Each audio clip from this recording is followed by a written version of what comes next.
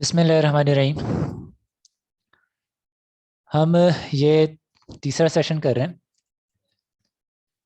First में हमने तीसरा सेशन बिजनेस लॉ का। फर्स्ट में जो है वो हमने सिंपल ओरिएंटेशन जो है वो की थी, और उसमें हमने पेपर किस तरीके से अटेम्प्ट करना है, प्रिपरेशन किस तरीके से करनी है, क्या क्या चीज़ें पढ़नी है, कैसे पढ़नी है। हमने सिलेबस जो है वो देख लिया था, कोर एरिया आइडेंटिफाई कर लिया था। इसके बाद सेकंड सेशन में हमने जो है वो लॉ क्या होता है, क्रिमिनल लॉ क्या है, सिविल लॉ क्या है, फिर उसके बाद इसकी एप्लीकेशन हमने बिजनेस लॉ क्या है हमने देख ली, इसकी एप्लीकेशन यहाँ पर क्या नाम है हमारे अपने प्रैक्टिकली हमें अगर फेस करनी पड़ सकती है तो किस तरीके से फेस करनी पड़ सकती है। दूसरा हमने ये देख लिया कि कुछ ऐसी सरकमस्टांसेस होते हैं जिसमें क्रिमिनल और सिविल लॉ दोनों एक साथ अप्लाई हो जाता है, वो किस तरीके से हैंडल होगा, ये भी हमने देख लिया था। अब हम आए हैं लीगल सिस्टम ऑफ पाकिस्तान की तरफ।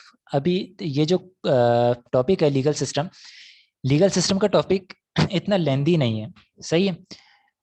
लेकिन जो सिलेबस यहाँ पे हमें दिया हुआ है पूरा, वो सिलेबस नोट्स में इतनी डिटेल में शामिल है नहीं।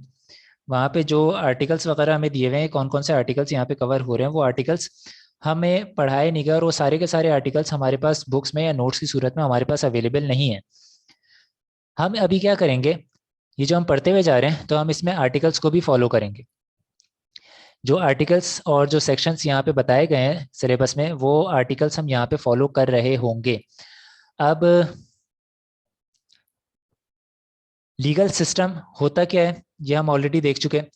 पाकिस्तान में जो लॉ है उसकी सोर्सेस क्या क्या हैं, सही मेन सोर्सेस लॉ की क्या है वो हमने देख लिया। लेकिन एक छोटी सी हिस्ट्री में बता दूं, पाकिस्तान जब बना तो उस टाइम इसने वो लॉज अडॉप्ट किए जो कि उस वक्त इंडिया, जो कि पाकिस्तान बनने से पहले जो ओवरऑल इंडिया था उसका, वहाँ पे जो लॉज एप्लीकेबल थे, और वहाँ पे जो मेजॉरिटी लॉज थे वो सारे के सारे के बेस्ड लॉज थे। सही, वो ब्रिटिशर्स के लाए हुए लॉज थे वहाँ पे, और वही लॉज पाकिस्तान ने लेकर के कंटिन्यू किया। इवन पाकिस्तान की जो आर्मी थी उसका जो फर्स्ट हेड है, सही, प्रेसिडेंट को हटा करके उसे उसका जो फर्स्ट हेड है, जो हेड कर रहा है, जो जिस जगह पे चीफ ऑफ आर्मी स्टाफ होता है, वो जो पर्सन है वो ब्रिटिश नेशनल है, सही, ब्रिटिश पर्सन है वो, फर्स्ट जो पर्सन है। तो हमने मेजॉरिटी चीज़ें वही ऑप्ट की पाकिस्तान बनते के साथ ही जो कि वहाँ पे एप्लीकेबल थी ऑलरेडी, सही। तो इंग्लिश कॉमन लॉ जो है वो हमारे साथ आगे कंटिन्यू कर गया, और आज भी कुछ लॉज ऐसे हैं जो कि विदाउट एनी अमेंडमेंट आज भी हमने ऑप्ट किए हुए हैं। कुछ लॉज ऐसे हैं जो कि हमने विद अमेंडमेंट ऑप्ट किए हैं, सही, अमेंड हम कर चुके हैं लेकिन हमने वो ऑप्ट किए हुए हैं। दूसरा ये कि अगर कोई नया लॉ भी हमने बनाया है तो उसको बेस हमने उसी लॉ पे किया है जो पहले पाकिस्तान बनने से पहले का जो इंडिया था, जो ओवरऑल एक पोर्शन था जिसे बर सग़ीर भी क्या कहते हैं, ये जो पोर्शन था, ये जो इलाका था, इस जगह पे जो लॉज एप्लीकेबल थे वो ही लॉ, उन्हीं लॉज की इन्फ्लुएंस में आज हम आज की डेट पे भी हम लॉज डेवलप कर रहे हैं, सही। ट्रस्ट एक्ट है, ट्रस्ट एक्ट 1882, ये उस वक्त का है जबकि पाकिस्तान नहीं बना था, सही। ये आगे कंटिन्यू हुआ। आज भी अगर हमारे प्रोविंशियल लेवल पे ट्रस्ट एक्ट डिफरेंट आ चुके हैं तो इसका जो मेजॉरिटी पोर्शन है वो वही है जो कि 1882 का ट्रस्ट एक्ट था, सही है। तो कॉन्ट्रैक्ट कॉन्ट्रैक्ट एक्ट जो है वो ऑलरेडी वही है जो कि हमें एक विरसे में मिला है ब्रिटिशर से, हम वही लेकर के चल रहे हैं, सही है। हमारे पास पार्टनरशिप एक्ट जो है वो वही है जो कि पहले से हमें मिला हुआ है। हमने उसमें कोई अपना लॉ लेकर के हम नहीं आए, हमने उसे अमेंड नहीं किया। इस तरह के बहुत सारे लॉज हैं। तो पाकिस्तान में जो लॉज बन रहे हैं वो जो बेस करते हैं वो तीन चीज़ों पे बेस कर रहे हैं। पहला तो इंग्लिश कॉमन लॉ है जो कि हमने हमें इनहेरिट किया है बेसिकली, सही है। आज़ादी के टाइम हमने वो लॉज इनहेरिट किए। इसके अलावा पाकिस्तान का अपना कॉन्स्टिट्यूशन है 1973 का, उसको फोकस किया जाता है। इंग्लिश कॉमन लॉ को फोकस किया जाता है। तीसरा शरिया लॉज को फोकस किया जाता है। ये 3 तरह के लॉज हैं जिनको फोकस हम करते हैं कोई भी लॉ आज की डेट पे भी बनाने के लिए या उसकी कंटिन्यूएशन के लिए। इन 3 से कॉन्फ्लिक्टिंग अगर कोई चीज आती है हमारे पास, इन 3 लॉज से कॉन्फ्लिक्टिंग अगर कोई चीज लॉज में हमारे सामने आ रही होती है तो हम उसे अपोज करते हैं। कॉन्स्टिट्यूशन के कॉन्फ्लिक्टिंग कोई लॉ नहीं बन सकता। शरिया के कॉन्फ्लिक्टिंग पाकिस्तान में कोई लॉ नहीं बन सकता। अगर कोई बिल फर्ज बन भी जाता है तो उसे चैलेंज करके ख़त्म किया जा सकता है। सही। इंग्लिश कॉमन लॉ जो है इसको बेस किया जाता है क्योंकि सेंसिबली इससे ज़्यादा सेंसिबल कोई चीज़ हमारे पास है नहीं कि हम उसे लेकर के चलें। सही। हमने डेवलप नहीं की, हम कर सकते हैं, हमने की नहीं है। ऐसा नहीं है कि कर नहीं सकते, हमने की नहीं है। और चले नहीं की तो ये कोई इतनी नेगेटिव चीज़ नहीं है। फिलहाल जो लॉज हैं वो तकरीबन मुनासिब ही हैं। तो ये है, जब भी कोई लॉ बना रहे होते हैं, कोई भी लॉ ड्राइव कर रहे होते हैं, तो जो जो हम सोर्सेज ढूंढते हैं, कोई भी लॉ ड्राइव करते हुए जो हम सोर्सेज ढूंढते हैं, जाकर के देखते हैं कि किन चीज़ों के हिसाब से हमें लॉ को बनाना है, वो ये 3 सोर्सेज हैं। कौन कौन सी? English common law, constitution of Pakistan और शरिया लॉज। इनको हम देखते हैं। सही। इनसे हम गाइडेंस लेते हैं। अब ये वो हो गया कि जब कोई लेजिस्लेशन हम कर रहे हैं तो हम क्या कर रहे हैं। जब कोई हम लेजिस्लेशन कर रहे हैं, जब कोई हम लॉ बना रहे हैं तो इनको फोकस कर रहे हैं।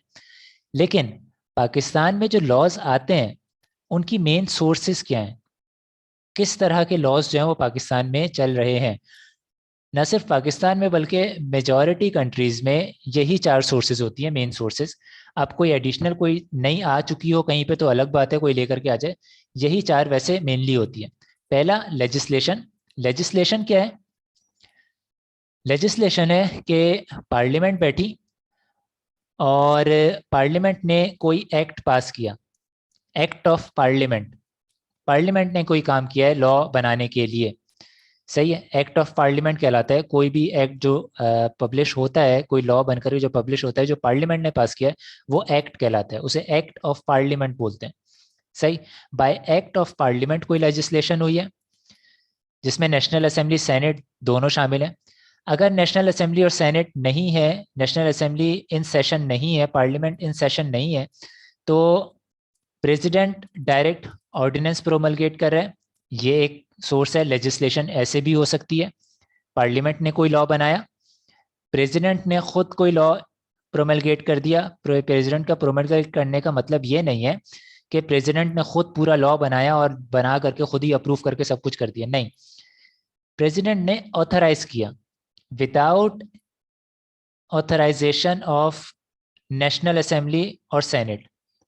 नेशनल असेंबली या सेनेट में वो बिल पास नहीं हुआ, प्रेसिडेंट ने डायरेक्ट पास कर दिया, ये ऑर्डिनेंस है। सही। बिल कैसे बना उसका वो एक प्रोसीजर जो होता है वो है, जिन जो रिलेटेड लोग हैं, जो नॉलेजेबल पर्सन्स हैं, जो कि किसी चीज़, जो जिस भी चीज़ के बारे में वो लॉ बन रहा है उसके बारे में जानते हैं, टेक्नोक्रेट्स हो गए, प्रोफेशनल्स हो गए, ये बैठ करके उन्होंने बिल बनाया। उस बिल को नेशनल असेंबली या सेनेट में ले जाए बगैर प्रेसिडेंट अप्रूव कर दे, प्रेसिडेंट ने साइन कर दिया, तो वो ऑर्डिनेंस बनेगा, वो एक्ट नहीं बनेगा। अगर वो नेशनल असेंबली और सेनेट में गया, उन्होंने अप्रूव किया, उसके बाद वो प्रेसिडेंट के पास गया, तो वो एक्ट ऑफ पार्लियामेंट कहलाएगा। सही है। अब आगे हम इस चीज़ को पूरा कंसिडर करेंगे। फिलहाल हम ये समझ लेते हैं कि लेजिस्लेशन के हमने 2 तरीके भी देख लिए। एक वो है कि जो कि पार्लियामेंट के थ्रू आ रहा है, दूसरा वो है जो कि ऑर्डिनेंस के थ्रू आ रहा है by the by the president. सही। इसके अलावा तीसरा है डेलीगेटेड लेजिस्लेशन। पार्लियामेंट जो है वो कुछ इदारों को ऑथराइज कर देती है कि वो अपने बारे में लेजिस्लेशन खुद कर सकते हैं। मेजॉरिटी यूनिवर्सिटीज़ भी होती हैं। सही। यूनिवर्सिटीज़, एजुकेशनल इंस्टीट्यूट्स जैसे आईकैप है, इसके पास डेलीगेटेड एक अथॉरिटी मौजूद है। सही है। तो ये अपने लॉज कुछ लिमिटेड अथॉरिटी के साथ, जो कि पार्लियामेंट ने लिमिट की है, ये खुद बना सकते हैं। सही है। डेलीगेटेड लेजिस्लेशन अलाउड है। तो लेजिस्लेशन का मतलब इन 3 तरीके से लॉ बन रहा है। या तो पार्लियामेंट बना रही है या डेलीगेटेड लेजिस्लेशन के तहत वो इंस्टीट्यूशन बना रहा है जिसको कि ये अथॉरिटी डेलीगेट की गई है, और या प्रेसिडेंट जो है वो ऑर्डिनेंस लेकर के आ रहा है। ये तीन चीजें हो गई, यहाँ पे मेंशन है। सोर्स ऑफ लॉ, पहली लेजिस्लेशन किस तरीके से उठती है, एक्ट ऑफ पार्लियामेंट। अच्छा, पार्लियामेंट की जब भी मैं स्पेलिंग लिखता हूँ ना, मुझे एक चीज याद आ जाती है। हमारे एक सियासतदान हुआ करते हैं जो पार्लियामेंट को पार्लियामेंट बोलते हैं, पार्लियामेंट। सही है।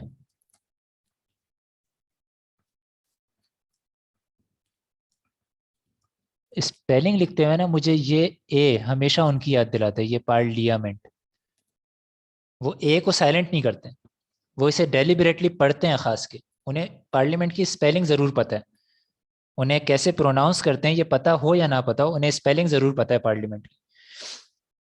खैर, ये शो करता है कि वो पढ़ते हैं। अच्छा, दूसरा,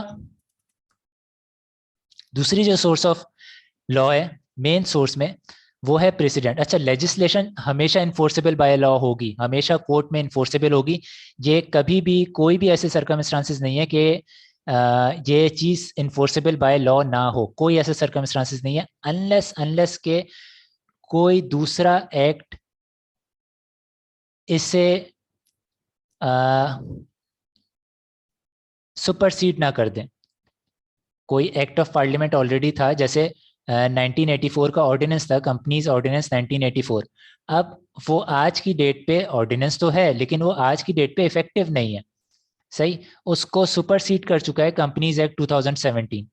सही, कंपनीज एक्ट 2017 आ गया और प्रीवियस जो ऑर्डिनेंस था उसे रिपील कर दिया गया। कुछ सेक्शन उसके रिटेन किए गए होंगे, रिमेनिंग को रिपील कर दिया है। कुछ सेक्शन जो रिटेन किए गए हैं वो भी कुछ पीरियड के लिए किए गए होंगे, वो पीरियड गुजरेगा वो भी खत्म हो जाएंगे। सही है, अभी हम इसकी पूरी डिटेल में नहीं जा रहे, लेकिन सिर्फ एक ही सर्कमस्टांसेस है कि किसी में पास किया हुआ ऑर्डिनेंस या एक्ट या delegated legislation enforceable by law ना हो, सिर्फ उस वक्त के जिस टाइम को ये कंसिडर किया जा रहा है इसकी इन्फोर्सेबिलिटी के लिए, उस वक्त कोई दूसरा लॉ आ चुका था जिसने इसे सुपरसीड कर दिया था और ये रिपील्ड हो चुका है उस डेट पे। सही है, रिपील का मतलब खत्म हो चुका है। प्रेसिडेंट, प्रेसिडेंट भी इन्फोर्सेबल बाय लॉ होता है, ऐसा कोई सर्कमस्टांसेस नहीं है कि ये इन्फोर्सेबल बाय लॉ ना हो। ये इन्फोर्सेबल बाय लॉ सिर्फ एक कंडीशन में नहीं हो सकता, जब कि कोई दूसरा प्रेसिडेंट सेट हो गया है। दूसरा प्रेसिडेंट कैसे सेट होगा, जैसे प्रेसिडेंट बेसिकली होते क्या है, ये केस लॉज होते हैं। केस लॉज मतलब कोई केस आया कोर्ट में, हाई कोर्ट में आया या सुप्रीम कोर्ट में आया, कोई केस आया, उस केस में कोई क्वेश्चन ऑफ लॉ अराइज हुआ, क्वेश्चन ऑफ फैक्ट नहीं। क्वेश्चन ऑफ फैक्ट नहीं, क्वेश्चन ऑफ फैक्ट और क्वेश्चन ऑफ लॉ क्या है। क्वेश्चन ऑफ फैक्ट मतलब कि जो सरकमस्टांसेस थे, जो इवेंट अकर हुआ था, उसके क्या फैक्ट्स हैं, किसी पर्सन ने क्या काम किया, क्या नहीं किया, क्यों किया, ये फैक्ट्स हैं। सही है, क्वेश्चन ऑफ फैक्ट की बात नहीं हो रही, क्वेश्चन ऑफ लॉ की बात हो रही है। यानी लॉ को इंटरप्रेट करके किसी सिनेरियो में अप्लाई करना। इसमें अगर कोई क्वेश्चन ऑफ लॉ आता है, सही, कि किसी का कहना कुछ और है, किसी का कहना कुछ और है, यहाँ पे एक कॉन्फ्लिक्ट अराइज हुआ कि असल में लॉ क्या क्या रहा है, तो ये चीज डिसाइड करती है कोर्ट। सही, ये कोर्ट के पास अथॉरिटी है कि वो लॉ को इंटरप्रेट करे, वो इंटरप्रिटेशन करती है। तो वो जो क्वेश्चन ऑफ लॉ को डिसाइड करेगी ना, कोई भी हायर कोर्ट, चाहे वो हाई कोर्ट हो चाहे वो सुप्रीम कोर्ट हो, अगर हाई कोर्ट ने कोई क्वेश्चन ऑफ लॉ डिसाइड किया, क्वेश्चन ऑफ लॉ डिसाइड कर दिया, नाउ कोई जजमेंट आ गई, क्वेश्चन ऑफ लॉ डिसाइड हो गया हाई कोर्ट की, नाउ अब वो तमाम हाई कोर्ट से लोअर जितनी कोर्ट्स हैं सबके लिए वो प्रेसिडेंट सेट हो जाएगा कि नाउ अब इस तरह के सर्कमस्टांसेस में ये जो लॉ है उसको ऐसे इंटरप्रेट और अप्लाई किया जाएगा। सही है, उसको ऐसे इंटरप्रेट और अप्लाई किया जाएगा इस स्पेसिफिक सर्कमस्टांसेस में। ये एक क्वेश्चन ऑफ लॉ डिसाइड कर दिया हाई कोर्ट ने, अब ये फॉलो किया जाएगा। सही, तमाम लोअर कोर्ट इसे फॉलो करेंगी। अब होता यह है, कोई दूसरा केस आता है और वो चला गया सुप्रीम कोर्ट में, सुप्रीम कोर्ट ने कोई दूसरा प्रेसिडेंट सेट कर दिया। नाउ अब ये जो प्रेसिडेंट सेट हुआ है ना हाई कोर्ट का, हाई कोर्ट का जो प्रेसिडेंट है ये सुपरसीड हो जाएगा सुप्रीम कोर्ट के प्रेसिडेंट से। सही। तो बेसिकली केस लॉस क्या है, प्रेसिडेंट क्या है, प्रेसिडेंट आर जजमेंट्स, जजमेंट्स किनकी, जजमेंट्स और decision of a superior court. High court से सुपीरियर सुप्रीम कोर्ट, और हाई कोर्ट बाकी सिटी कोर्ट और सेशन कोर्ट से जो है वो सुपीरियर है। सही है। सिटी कोर्ट और सेशन कोर्ट जो है उनको ये अथॉरिटी नहीं है कि वो प्रेसिडेंट सेट करें, हाई कोर्ट या सुप्रीम कोर्ट ही सेट कर सकती हैं।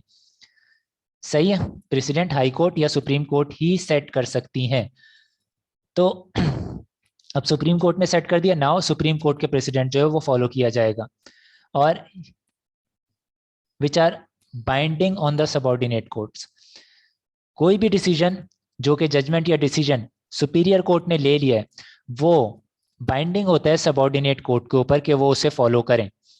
सही। और ये बेस करता है क्वेश्चन ऑफ लॉ के ऊपर, लॉ की इंटरप्रिटेशन के ऊपर। सही। ये क्वेश्चन ऑफ फैक्ट नहीं देखता, ये जरूर देखता है कि सरकमस्टांसेस क्या थे, उस सरकमस्टांसेस में जो लॉ इंटरप्रेट होगा और अप्लाई होगा वो ऐसे अप्लाई होगा जो प्रेसिडेंट सेट हुआ है। सही है। ये लॉ ऐसे अप्लाई होगा जैसे कोई प्रेसिडेंट सेट हुआ है। अब इसके बारे में कोई क्वेश्चन हो, कुछ आ रहा हो क्वेश्चन जहन में, तो वो क्वेश्चन आस्क कर सकते हैं, आप पूछ सकते हैं ग्रुप पे भी, और डायरेक्टली मुझसे भी ऐसे पूछ सकते हैं, या नेक्स्ट क्लास में पूछ सकते हैं जैसी लाइव क्लासेस हो रही होंगी। सही है। अभी ये फिलहाल रिकॉर्डेड ही है। तो लेजिस्लेशन हमने समझ ली, प्रेसिडेंट हमने समझ लिया। प्रेसिडेंट क्या है, प्रेसिडेंट बेसिकली जजमेंट्स हैं हायर कोर्ट की जो कि बाइंडिंग हो जाती है सबऑर्डिनेट कोर्ट के ऊपर। सही। अब ये सिर्फ उस वक्त इन्फोर्सेबल नहीं होंगी जबकि कोई दूसरा प्रेसिडेंट सेट हो गया। सही है। दूसरा प्रेसिडेंट कैसे सेट होगा वो भी हमने बता दिया। आपके पास क्वेश्चन क्या आएगा एग्जाम में, एग्जाम में क्वेश्चन सिर्फ ये आएगा कि मेन सोर्सेज ऑफ लॉ क्या हैं, आप वो बता दें, वो मेन सोर्सेज ऑफ लॉ यहाँ पे लिखा हुआ है। इसके अलावा कोई क्वेश्चन नहीं आएगा क्वेश्चन ऑफ लॉ के ऊपर आपके प्रेसिडेंट सेट होता है या फैक्ट के ऊपर होता है। अगर आ जाता है तो आप लिख सकते हैं क्वेश्चन ऑफ लॉ जो है वो डिसाइड होता है। सही है। इसके अलावा कैसे कोई प्रेसिडेंट सुपरसीड हो जाता है, कैसे कोई लेजिस्लेशन सुपरसीड हो जाती है, ये आपसे पूछा नहीं जाएगा। सही है। तीसरा, कस्टम्स। कस्टम्स बेसिकली किसी भी कम्युनिटी में, किसी भी सोसाइटी में वहाँ की प्रैक्टिसेस डिफाइन करती हैं। वहाँ पे प्रैक्टिस क्या है, वहाँ पे बिलीफ्स क्या है, ये डिफाइन करते हैं। अब कस्टम जो है, जैसे पाकिस्तान में रहने वाले जो लोग हैं ये मेजॉरिटी वो लॉज फॉलो करेंगे जो कि इस्लाम ने अलाउ किए हैं। सही। कुछ ऐसे सरकमस्टांसेस हो सकते हैं जिसके बारे में पाकिस्तानी लॉ जो है वो साइलेंट है। सही है। और एक कस्टम जो है वो डेवलप हो गया है, पाकिस्तान लॉ के साइलेंट होने की वजह से एक कस्टम सोसाइटी में ओवरऑल डेवलप हो गया है कि इस सरकमस्टांसेस में ये काम करना है। सही है। तो ऐसे कस्टम दो तरह के होते हैं। पहला वो कि या तो ये इन्फोर्सेबल होंगे बाय लॉ या ये इन्फोर्सेबल नहीं होंगे बाय लॉ। अगर ये इन्फोर्सेबल बाय लॉ नहीं है तो हमारी इनसे कोई डिस्कशन नहीं हो रही, हम उसकी बात ही नहीं कर रहे जो इन्फोर्सेबल बाय लॉ कस्टम नहीं है। कस्टम दो तरह के आ रहे हैं, एक इन्फोर्सेबल बाय लॉ है, दूसरा नॉट इन्फोर्सेबल बाय लॉ है। जो नॉट इन्फोर्सेबल बाय लॉ है वो हम डिस्कस ही नहीं कर रहे क्योंकि वो हमारे कोर्स में ही नहीं है, उसे डिस्कस करके फायदा ही नहीं है। सही। नॉर्म्स 25,000 हो सकते हैं, हम सिर्फ वो डिस्कस करेंगे जो कि लॉ से रिलेट कर रहा है, जो कि इन्फोर्सेबल बाय लॉ है। सही है। और ओवरऑल सोसाइटी के नॉर्म्स होते हैं। ओवरऑल सोसाइटी के नॉर्म्स का मतलब एक घर में रहने वालों के नॉर्म्स नहीं, एक खानदान के नॉर्म्स नहीं, एक मोहल्ले के नॉर्म्स नहीं, ये ओवरऑल सोसाइटी, कंट्री में जितने लोग हैं उनके नॉर्म्स हैं। सही है। तो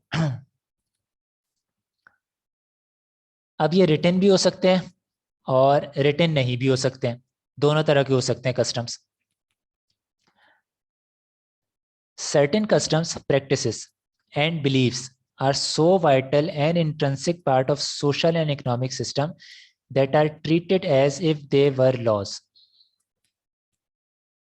ऐसी प्रैक्टिसेस, बिलीफ्स जो कि सोसाइटी में इतनी ज़्यादा शामिल हो गई हो कि वो खुद एक लॉ बन चुकी हो कि आपको वो फॉलो ही करना है, सही है, वो कस्टम्स जो हैं वो इन्फोर्सेबल बाय लॉ हो जाते हैं, सही। अगर उनके बारे में कोई दूसरा लॉ जो कि लेजिस्लेशन या प्रेसिडेंट के थ्रू आया हो, अगर वो कुछ नहीं बोल रहा तो ये इन्फोर्सेबल हो जाएगा। सबसे पहले किसे देखा जाएगा? लेजिस्लेशन क्या है, लेजिस्लेशन के बाद देखा जाएगा कोई प्रेसिडेंट ऐसा सेट हुआ है, अगर नहीं है तो कस्टम देख लिया जाएगा, सही है। हाँ, एग्रीमेंट कुछ और हो गया, एग्रीमेंट कुछ और है, दो पार्टीज एग्री हैं किसी और चीज के ऊपर, वो कस्टम को फॉलो नहीं करना चाहती, सही है, कोई रीजन है कस्टम को फॉलो ना करने का, उन्होंने एग्री कुछ और कर लिया, तो जो एग्रीमेंट है उसकी बेसिस पे भी फॉलो किया जा सकता है, सही। तो फोर्थ जो सोर्स बनी वो एग्रीमेंट्स है। एक पार्टी खुद कुछ और एग्री कर ले, लेकिन एग्रीमेंट भी दो तरह के हो सकते हैं, एक इन्फोर्सेबल बाय लॉ हो सकता है, एक नॉट इन्फोर्सेबल बाय लॉ हो सकता है, just like custom. Enforceable by law होने के लिए एग्रीमेंट को कुछ कंडीशंस मीट करनी होती हैं, वो कंडीशंस हम पढ़ेंगे जब हम कॉन्ट्रैक्ट एक्ट पढ़ रहे होंगे। अगर वो कंडीशंस उसने मीट की हुई हैं, जो जो उसमें टर्म्स जितनी भी आ रही हैं वो इन्फोर्सेबल बाय लॉ हैं, और अगर वो इन्फोर्सेबल बाय लॉ हैं तो लेजिस्लेशन प्रेसिडेंट के बाद इस चीज को देखा जाएगा एग्रीमेंट क्या है सही है। प्रेसिडेंट भी उस वक्त तक नहीं आएगा, एग्रीमेंट पहले ही चीज जो है, जनरली एग्रीमेंट पहले ही आइडेंटिफाई कर लिया जाता है अगर इसमें कोई टर्म ऑलरेडी मेंशन हो। क्यों? क्योंकि पार्टीज इन्वॉल्व हैं वो खुद इस बात पे एग्री हैं कि हाँ ये काम करना है।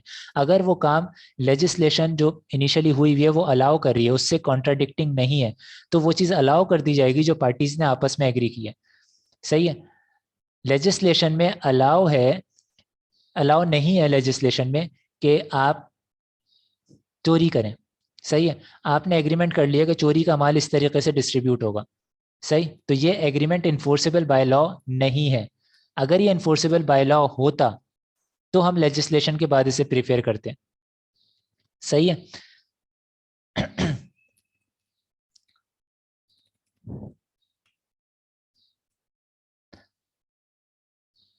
ये तो एक ओवरऑल पाकिस्तान का जो लीगल सिस्टम है उसके बारे में थोड़ा सा ब्रीफ हो गया कि यहाँ की मेन सोर्सेज क्या है, सही। और जब हम लॉ बना रहे होते हैं तो हमें किन चीज़ों को हम फोकस करते हैं, लॉ बनाते हुए हम किन चीज़ों को देखते हैं? हम इंग्लिश कॉमन लॉ को देखते हैं, including doctrine of equity. Doctrine of equity क्या है, इसका कॉन्सेप्ट क्या है? इनिशियली दो टाइप के कोर्ट्स जो है उसमें क्या नाम है ब्रिटिश के हुआ करते थे, एक कोर्ट ऑफ लॉ हुआ करता था और एक एक कोर्ट ऑफ इक्विटी हुआ करता था, सही है। कोर्ट ऑफ लॉ जो है वो उन चीज़ों को फोकस करता था जिनके बारे में ऑलरेडी लॉ आ चुका है, इन राइटिंग कोई लॉ मौजूद है। कोर्ट ऑफ इक्विटी जो है वो जस्टिस को फोकस किया करता था कि क्या ये जस्टिफाइबल है, क्या ये इक्विटेबल है, सही है, क्या ये जो काम हो रहा है, जो भी केस उनके सामने आया उसमें इक्विटी कैसे रीच की जा सकती है, वहां पे इक्विटी को जो है फोकस किया जाता था, वहां पे इंसाफ को फोकस किया जाता था। वो सिंपल लॉज नहीं देखता था क्योंकि लॉ की कोर्ट अलग है, अगर आपको कोर्ट लॉ के अंडर में आना है तो उसकी कोर्ट अलग है, कोर्ट ऑफ लॉ मौजूद थी। अब इंग्लिश कॉमन लॉ में जब हम फोकस करते हैं तो हम उनके दोनों कॉन्सेप्ट को उठा लेते हैं, हम कोर्ट ऑफ लॉ वाला भी उठा लेते हैं और हम डॉक्ट्राइन ऑफ इक्विटी भी उठा लेते हैं, सही है। ये जो एक कॉन्सेप्ट हमने वो किया था, डिस्कस किया था इंजेक्शन का सही है, इंजेक्शन का जो कॉन्सेप्ट हमने डिस्कस किया था वो भी पार्ट है डॉक्ट्राइन ऑफ इक्विटी का, सही। इसके अलावा हम किस चीज़ को फोकस कर रहे होते हैं लॉ बनाते हुए? हम देखते हैं कॉन्स्टिट्यूशन ऑफ पाकिस्तान को, इसके अलावा हम शरिया लॉस को देखते हैं, सही है।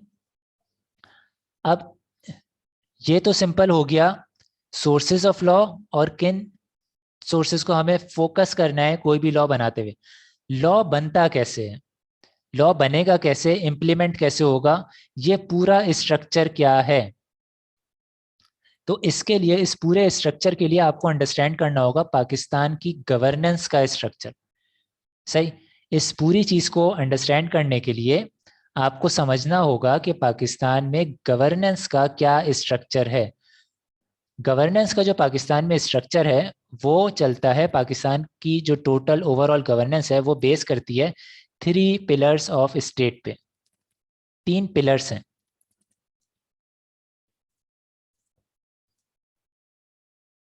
पहला एग्जीक्यूटिव्स, दूसरा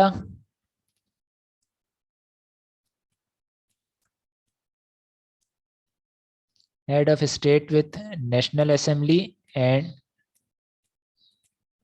सेनेट, तीसरा जुडिशरी। सही है। जुडिशरी, इसके ऊपर किसी को कोई कॉन्सेप्ट क्लियर करने की जरूरत नहीं है, ये अदालतें हैं। जितनी भी अदालतें हैं पूरा अदालती निज़ाम है ये। सही है। ये हमें क्योंकि हम लॉ की प्रैक्टिस में नहीं जा रहे, इसलिए हमें यहाँ पे डिटेल में जाने की ज़रूरत नहीं है कि अदालत किस तरीके से काम करती है, क्या करती है, ये हमें अंडरस्टैंड करने की ज़रूरत नहीं है। सिंपल ये जुडिशरी है, ये सारी अदालतें, इतना आप समझ लें। सही है। ये जो दो हैं इनका पार्ट है एग्जीक्यूटिव्स और head of state. Law making, laws जो प्रोमलगेट होते हैं वो यहाँ से होते हैं। ये जो एरिया है ये लॉ मेकिंग वाली जो चीज़ है वो यहाँ पर हो रही है। उसकी एग्जीक्यूशन जो हो रही है, एग्जीक्यूशन उन लॉज के हिसाब से डिसीजन लेकर के इम्प्लीमेंट करना, उन लॉज को देखना वो इम्प्लीमेंट हो रहे हैं नहीं हो रहे, और उन लॉज के हिसाब से पाकिस्तान की गवर्नेंस को चलाना, ये एग्जीक्यूटिव्स का काम है। एग्जीक्यूटिव्स में कौन आते हैं?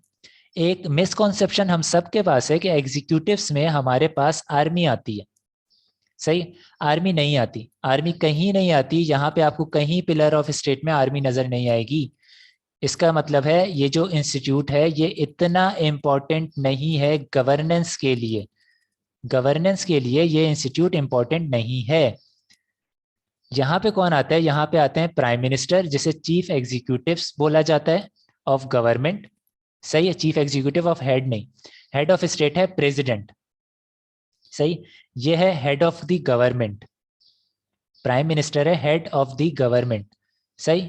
चीफ एग्जीक्यूटिव भी बोला जाता है और हमारे कॉन्स्टिट्यूशन ने इसके लिए चीफ एग्जीक्यूटिव का वर्ड इस्तेमाल किया है प्राइम मिनिस्टर के लिए। और इसकी कैबिनेट। सही। ये दो आते हैं लोग एग्जीक्यूटिव्स में, प्राइम मिनिस्टर और इसकी कैबिनेट। इनका काम है गवर्नमेंट चलाना। गवर्नमेंट ये कैसे चलाएंगे? उन लॉज के मुताबिक जो कि ये वाला पिलर दे रहा है। सही। और ये जो प्राइम मिनिस्टर है ये इन्फॉर्म रखता है हेड ऑफ द स्टेट को, और ये नेशनल असेंबली से भी इन लाइन होता है। सही। नेशनल असेंबली का मेंबर भी होता है और नेशनल असेंबली से इन लाइन भी होता है, इसको आंसरेबल भी होता है। और इसे कभी कोई एडवाइस चाहिए होती है तो नेशनल असेंबली को रुजू कर सकता है। सही है। नेशनल असेंबली का कोई डिसीजन अगर इसके फेवर में या इसके अगेंस्ट आता है तो उसकी से ज्यादा होती है निस्बतन प्राइम मिनिस्टर खुद कुछ डिसाइड करे। सही। ये चीज हम आगे जाकर के पढ़ रहे होंगे। इतना अंडरस्टैंड मैं करवाना चाह रहा हूं कि ये 3 पिलर हैं, executives, head of state, national assembly, senate, ये एक बन जाएगा पार्लियामेंट। सही। पार्लियामेंट, नेशनल असेंबली और सेनेट को मिलाकर के बोलते हैं, हेड ऑफ स्टेट अलग है, ये है प्रेसिडेंट। ये दो लोग इस पिलर में मौजूद होते हैं। जुडिशरी अलग है। सही। ये है वो जो कि पाकिस्तान की गवर्नेंस के लिए इंपॉर्टेंट है। आर्मी कहाँ पर है? आर्मी आती है, ये जो हेड ऑफ स्टेट है इसके अंडर में। यहाँ पर आती है हमारी आर्म्ड फोर्सेस, चाहे वो जितनी सी भी आर्म फोर्स हो वो यहाँ पर आती है। उसको हेड कर रहा होता है ये। अब हेड ऑफ स्टेट के अंडर में जितने भी आर्म्ड फोर्सेस के हेड हैं, सही है, वो आ रहे होते हैं। अब वहाँ पे अख्तियारात हेड ऑफ स्टेट को, सही है, प्रेसिडेंट को बहुत सारे अख्तियारात हैं, उसकी कंसर्न के बगैर बहुत सारे काम नहीं हो सकते, लेकिन ये फर्द वाहिद है। सही। इस फर्द वाहिद को सेलेक्ट किया जाता है। सही है। इसके लिए सॉरी, इसे इलेक्ट किया जाता है, इलेक्शन होते हैं इसके लिए। और इसकी कोई इंटेलेक्चुअल कैपेसिटी के ऊपर कोई ख़ास ट्रेनिंग स्पेसिफिक प्रोवाइड नहीं की जाती पाकिस्तान में। सही, कोई ख़ास ट्रेनिंग हेड ऑफ स्टेट बनने के लिए पाकिस्तान में नहीं है। तो पाकिस्तान में इसकी सिर्फ और सिर्फ रिक्वायरमेंट ये है कि ये मुस्लिम होना चाहिए, 45 ईयर्स ऑफ एज इसकी होनी चाहिए, और ये एलिजिबल हो नेशनल असेंबली का मेंबर होने के लिए। अगर ये 3 कंडीशन ये पर्सन मीट कर रहा है तो ये हेड ऑफ स्टेट बन सकता है। सही है, इलेक्शन में पार्टिसिपेट करे, हेड ऑफ स्टेट बन जाए। अब हेड ऑफ स्टेट बन गया और आपने इतने इंपॉर्टेंट इदारे के ऊपर, एक तो आपने नेशनल असेंबली और सेनेट के ऊपर ही बैठा दिया इसे, फिर आपने आर्मी पे भी बैठा दिया। साफ सी बात है इसको अच्छे खासे रूल्स तो अवेलेबल हैं। तो क्या इसकी कोई स्पेसिफिक ट्रेनिंग हुई थी ये सारी चीज़ें करने की? नहीं। तो क्या ये चीज़ जायज़ है कि इसे सारे के सारे इख्तियारात दे दिए जाएं कि ये खुद अपनी डिस्क्रिशन पे चीज़ें करें? मेरे अपने ओपिनियन में और बहुत सारे इंटेलेक्चुअल के ओपिनियन में ये चीज़ जायज़ नहीं है कि इसे सारे इख्तियारात दे दिए जाए। तो इसके इख्तियारात कॉन्स्टिट्यूशन हमारा जो है वो लिमिट करता है। इसके कंसेंट के बगैर कोई काम हो नहीं सकता, लेकिन सरकमस्टांसेस ऐसे रीच किए जाते हैं कि अगर वो काम सही है तो इसको कंसेंट देनी है, इसे बाउंड कर दिया जाता है कंसेंट देने पे। सही, ये डीम किया जाएगा कि इसकी कंसेंट अवेलेबल हो गई है। तो मेन इख्तियारात इन्हीं के पास हैं, मेन इख्तियारात इन्हीं के पास हैं। ये अपने इख्तियारात एक्सरसाइज करते हुए फिर इसकी कंसेंट के लिए भेजते हैं। ये पर्सन उसे रिव्यू करता है, रिव्यू करने के बाद अगर कोई रिकमेंडेशन है तो वो रिकमेंडेशन दे करके ये वापस भेजता है चीज़ें। सही है, ये बताता है ये काम कर लें, ये कर लें। अगर इन्हें लगता है कि नहीं ये काम नहीं करना चाहिए तो फाइनल से इन्हीं की हो जाती है। सही है, तो ये पूरी स्टोरी है। पाकिस्तान के जो गवर्निंग स्ट्रक्चर है वो ये है।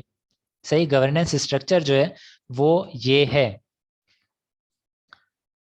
आर्मी इतने ज़्यादा इंपॉर्टेंट गवर्निंग स्ट्रक्चर में नहीं है, ये फिलहाल सिर्फ और सिर्फ डिफेंस के देखने में ये इतना इम्पोर्टेंट रोल इसका कॉन्स्टिट्यूशन के मुताबिक गवर्नेंस में नहीं है।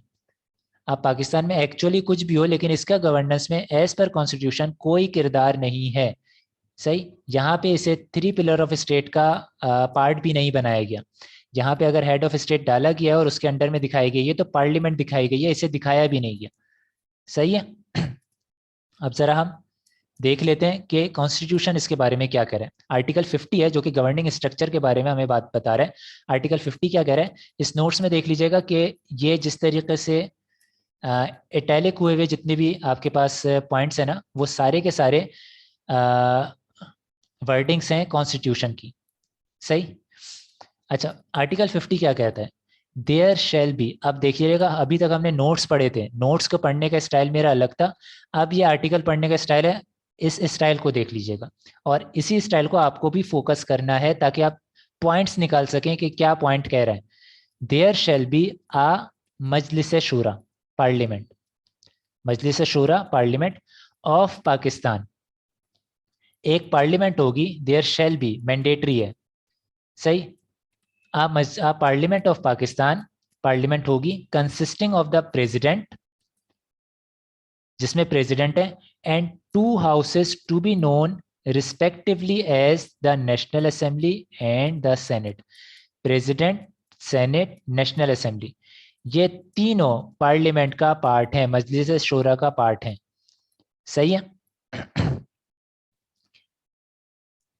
इसको डिफाइन कर दिया आर्टिकल 50 ने, ये जो सेकंड पिलर है इसको डिफाइन कर दिया है। इस पिलर में उन्होंने आर्मी का जिक्र कहीं नहीं किया, इस पिलर में उन्होंने एग्जीक्यूटिव्स का जिक्र कहीं नहीं किया, इस पिलर में उन्होंने जुडिशरी का जिक्र कहीं नहीं किया। क्यों? क्योंकि जुडिशरी और एग्जीक्यूटिव सेपरेट पिलर हैं। आर्मी के इस गवर्नेंस में कोई किरदार नहीं है। सही है, there shall be a parliament of Pakistan consisting of the president and 2 houses to be known respectively as the National Assembly and Senate. ये आर्टिकल बोल रहा है। अब देख लेते हैं कि हमारे नोट्स क्या बोल रहे हैं। Pakistan has a federal parliamentary system of Pakistan, parliamentary system of Pakistan of government, sorry, with the president as head of state and popularly elected prime minister as head of government. ये एडिशनल कॉन्सेप्ट यहाँ पे दिए गए। इस आर्टिकल में ये concept नहीं दिए गए। ये कॉन्सेप्ट आगे जाकर के आपको नजर आएंगे जब हम प्रेसिडेंट को डिस्कस कर रहे होंगे। सही है। The federal legislature is bicameral. Bicameral मतलब हैविंग टू चैम्बर्स। ऐसा इदारा जिसके दो चैम्बर हो। यहाँ पे क्या कौन कौन से चैम्बर हैं इसके? इसके यहाँ पे चैम्बर है नेशनल असेंबली और सेनेट। ये दो चैम्बर्स हैं। Composed of the president, national Assembly and Senate. ये दो चैम्बर्स हैं और ये पर्सन हेड ऑफ स्टेट है। लेकिन ये तीनों मिलकर के पार्लियामेंट बना रहे हैं। ये तीनों मिलकर के पार्लियामेंट बना रहे हैं। सही है।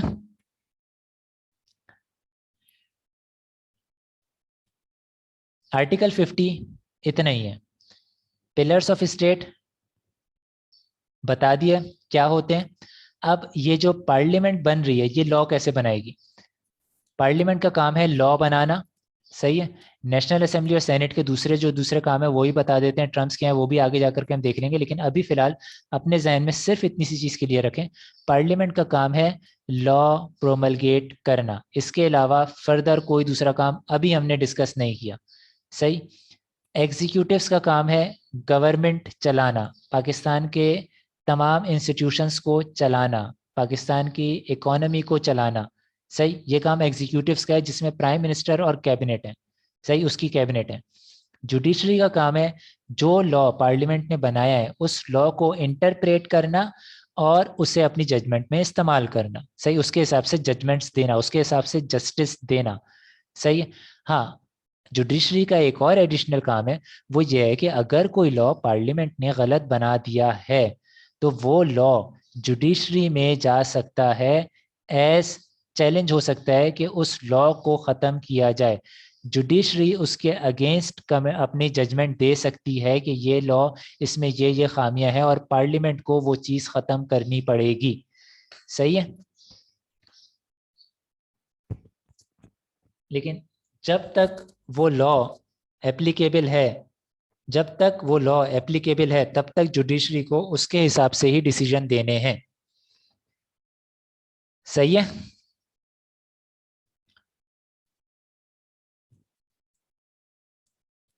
आर्टिकल 50 समझ आ गया। पाकिस्तान में अब ये जो वर्ड है ना बाय कैमरल, ये वर्ड आई कैप पूछ सकता है। ये वर्ड जहन में रख लें। ये वर्ड आई कैप डाल सकता है अपने एग्जाम में। क्यों? क्योंकि उसने खुद स्टडी टेक्स्ट में ये वर्ड इस्तेमाल किया है और ये वर्ड हमें आर्टिकल में कहीं नजर नहीं आया। सही है। लेकिन ये वर्ड आई कैप ने इस्तेमाल किया है तो ये वर्ड वो इस्तेमाल कर सकता है एग्जाम में। सही, कि बाई कैमरल का क्या मतलब है, या बाई कैमरल ये फेडरल लेजिस्लेचर जो है वो कोई बाई कैमरल इदारा है, इस चीज को एक्सप्लेन करें, ऐसी कोई चीज दे सकता है। सही है। तो इसका सिंपल मतलब ये है कि इसके दो चैम्बर्स हैं, नेशनल असेंबली और सेनेट। बस ये इसका मतलब है बाई कैमरल का मतलब। अब देख लेते हैं प्रेसिडेंट क्या है। सही है। इसके आर्टिकल्स दिए हैं 41, 44, 46, 48। ये चार आर्टिकल्स जो हैं वो प्रेसिडेंट को डिस्कस कर रहे हैं। पहले हम आर्टिकल्स देख लेते हैं, वहां पे जो कॉन्सेप्ट्स हम लेते हैं उसके बाद हम आकर के यहाँ पे ये नोट्स को देखेंगे कि नोट्स क्या बोल रहे हैं। यहाँ पे तो हमने देखा कि आर्टिकल में जितनी बात बोली हुई है उससे ज्यादा ही यहाँ पे नोट्स में बोली हुई है। सही है। अब जरा जाकर के देखते हैं।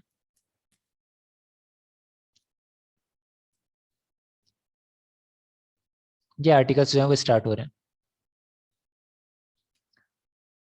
Article 41, president.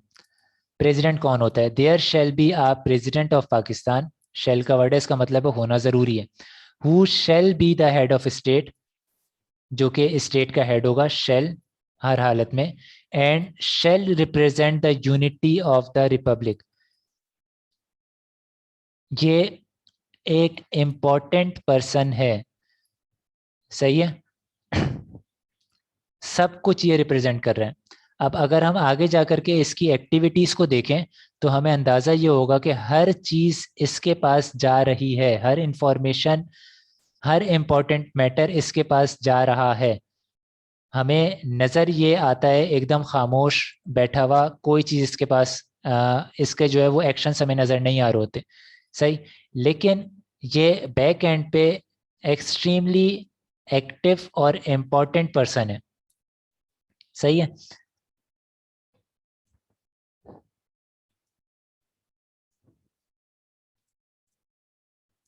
Head of state मतलब ये फेडरेशन का हेड है। सही है। ये तमाम इदारे जो कि गवर्नमेंट के अंडर में आते हैं, तमाम इदारे, चाहे वो पार्लियामेंट हो चाहे कोई सा भी दूसरा इदारा हो, ये उसका हेड है। ये तमाम इदारों का, ये पाकिस्तान का हेड है। सही। पाकिस्तान के जितने इदारे हैं सबका हेड है। दैट इज वाई यहाँ पे बोला गया कि ये आर्म्ड फोर्सेस का भी हेड है। सही है। ये हेड ऑफ स्टेट है।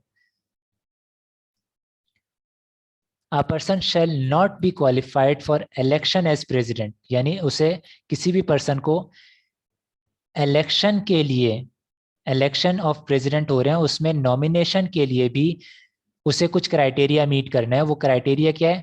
अनलेस, वो criteria shall not be qualified for the election unless he is a Muslim of not less than 45 years of age and is qualified to be elected as member of the National Assembly.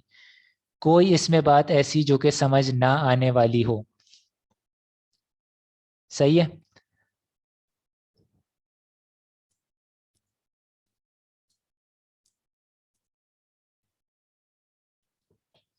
Question आ सकता है इसके ऊपर कि इसकी president में, कोई भी person president के इलेक्शन के लिए नॉमिनेशन अगर चाहता है तो उसके क्वालिफाइंग क्राइटेरिया क्या क्या है, वो क्राइटेरिया आप यहाँ पे लिख सकते हैं। वो क्राइटेरिया ये आर्टिकल बता रहे हैं। इसके अलावा कहीं पे कहीं और कोई दूसरा क्राइटेरिया कोई और नहीं बता रहा। सही, कोई दूसरा आर्टिकल नहीं डिस्कस कर रहा है इसे। The president shall be elected in accordance with the provision of second schedule of the members of an electoral college consisting of the member of both houses and the member of provincial assemblies. The president shall be elected, इसका मतलब है इसका election होगा, select नहीं हो रहा है, इसका इलेक्शन होगा। इन accordance with the provisions of the second schedule, अब सेकंड शेड्यूल कुछ बोल रहा होगा, by the members of the electoral college. Electoral college मतलब वो जगहें जहाँ पे इलेक्टेड मेंबर आते हैं, वो जगहें जहाँ पे वो लोग उसके मेंबर होते हैं जहाँ पे जो इलेक्शन में सेलेक्ट होकर के आए हैं, जो इलेक्ट होकर के आए हैं, यानी आप समझ लें नेशनल असेंबली ही है। सही है। तमाम असेंबलीज जो हैं जहाँ पे इलेक्शन के थ्रू लोग आ रहे होते हैं। और आगे इसे बता भी दिया, consisting of the member of both houses. Both houses मतलब national assembly plus senate, and the member of the provincial assemblies, provincial assemblies के भी। अब ये इलेक्शन हो कैसे रहा होगा, इसका तरीक़ाकार क्या है? इसका तरीक़ाकार ये है कि तमाम इदारों में, सॉरी, सबसे पहले इलेक्शन कंडक्ट किया जाता है पार्लियामेंट में। सही है। जॉइंट सेशन कॉल किया जाएगा और वहाँ पे इलेक्शन किया जाएगा प्रेसिडेंट के लिए। अब वहाँ पे इलेक्शन हो गया। सही। एक पर्सन जिसको मेजॉरिटी वोट मिले वो पर्सन आ गया, वोट सबको मिल गए। अभी कोई डिक्लेयर नहीं हुआ कि कौन प्रेसिडेंट है, सबको वोट मिल गए, पता चल गया किस किस को कितने कितने वोट मिले हैं। इसका जो इलेक्शन होता है वो ओपन बैलेट नहीं होता, सीक्रेट बैलेट के थ्रू होता है। सीक्रेट बैलेट मतलब कोई मिस्टर ए को नहीं पता होगा कि मिस्टर बी ने किसको वोट दिया। सही है। और इसको साफ रखने के लिए इसको ट्रांसपेरेंट रखने के लिए जो बैलेट पेपर्स हैं, उन तमाम बैलेट पेपर्स पे जो चीफ इलेक्शन कमिश्नर है उसके सिग्नेचर होते हैं कि कोई दूसरा बैलेट पेपर इस्तेमाल ना हो सके यहाँ पे। सही है। और कोई भी पर्सन जिसको वोट दे रहा है वो पर्सन किसी दूसरे पर्सन को नहीं बताता कि वो किसको वोट दे रहा है, वो नहीं दिखा सकता। ये सीक्रेट बैलेट होता है। सही। और ये तमाम जो कि पर्सन है जिन्हें नॉमिनेट किया गया है इलेक्शन के लिए, उनकी प्रेजेंस में ये बॉक्सेस खोले जाते हैं और वोट्स जो हैं वो काउंट किए जाते हैं। अब पार्लियामेंट में वोटिंग हो गई। पार्लियामेंट में वोटिंग के बाद, पार्लियामेंट में वोटिंग के बाद प्रोविंशियल असेंबलीज में वोटिंग होती है। सही है। प्रोविंशियल असेंबलीज में किस तरीके से वोटिंग होती है कि एक फॉर्मूला बनाया जाता है,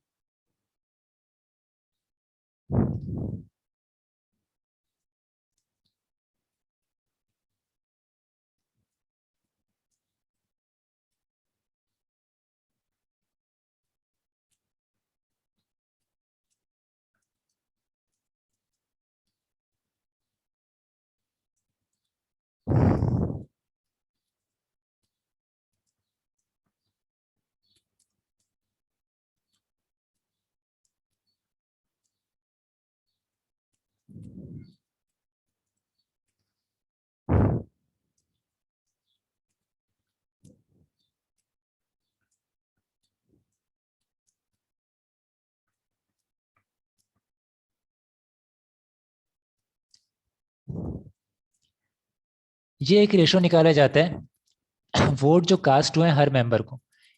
मिस्टर ए को 50 कास्ट हुए, बी को 10 कास्ट हुए, सी को 75 कास्ट हुए। सही है, ये वोट कास्ट हो गए। अब इनको आप डिवाइड करेंगे, ये टोटल नंबर ऑफ वोट कितने सीट्स प्रोविंस में कितनी है, 60 + 75, 135। सही, 135 को आप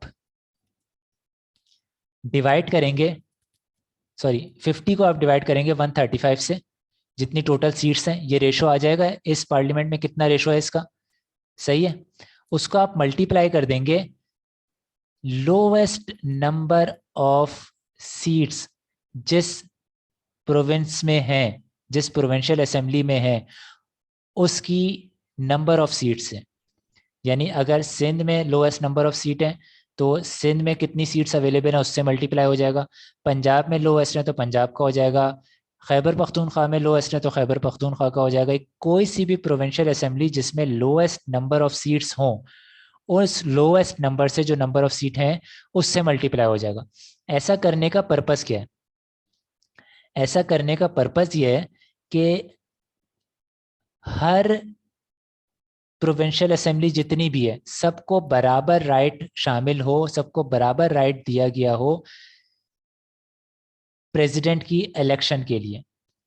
सही है, प्रेसिडेंट के इलेक्शन के लिए हर प्रोविंशियल असेंबली के पास बराबर राइट होना चाहिए। जैसे ही आप लोएस्ट नंबर ऑफ सीट वाले से मल्टीप्लाई करते हैं ना, तो अगर किसी प्रोविंस में ज़्यादा सीट्स हैं वो ऑटोमेटिकली कम पे आ जाएंगी। सही, वो टोटल मैक्सिमम उन्हीं नंबर्स पे आ जाएगी जितने नंबर्स पे लोएस्ट नंबर ऑफ सीट। जैसे हम एग्जांपल करते हैं, ए प्रोविंस है, बी प्रोविंस है, एक्स वाई जी, इनको ए में 10, 20, 40, यहाँ पे टोटल नंबर ऑफ सीट 40 थी, 7, 2, 8, यहाँ पे 17, लोएस्ट नंबर ऑफ सीट ये 17। आप क्या करेंगे, अगर मिस्टर एक्स के लिए वोट का आपको काउंट करना है तो 10/70 मल्टीप्लाई बाय 17। ये जो आंसर आएगा ना ये हर हालत में 17 से कम होगा, ये हर हालत में 17 से कम होगा। और ये उसी जितना जिस प्रोपोर्शन में इस असेंबली में इन्हें 70 वोट्स मिले उतने ही प्रोपोर्शन का वोट यहाँ पे बन जाएगा। ये क्लियर हुआ मेरे ख्याल से।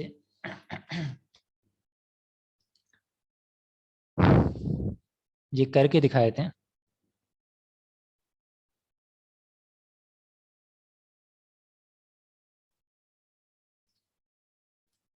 ये सीट्स आ गई इनके पास 2.42।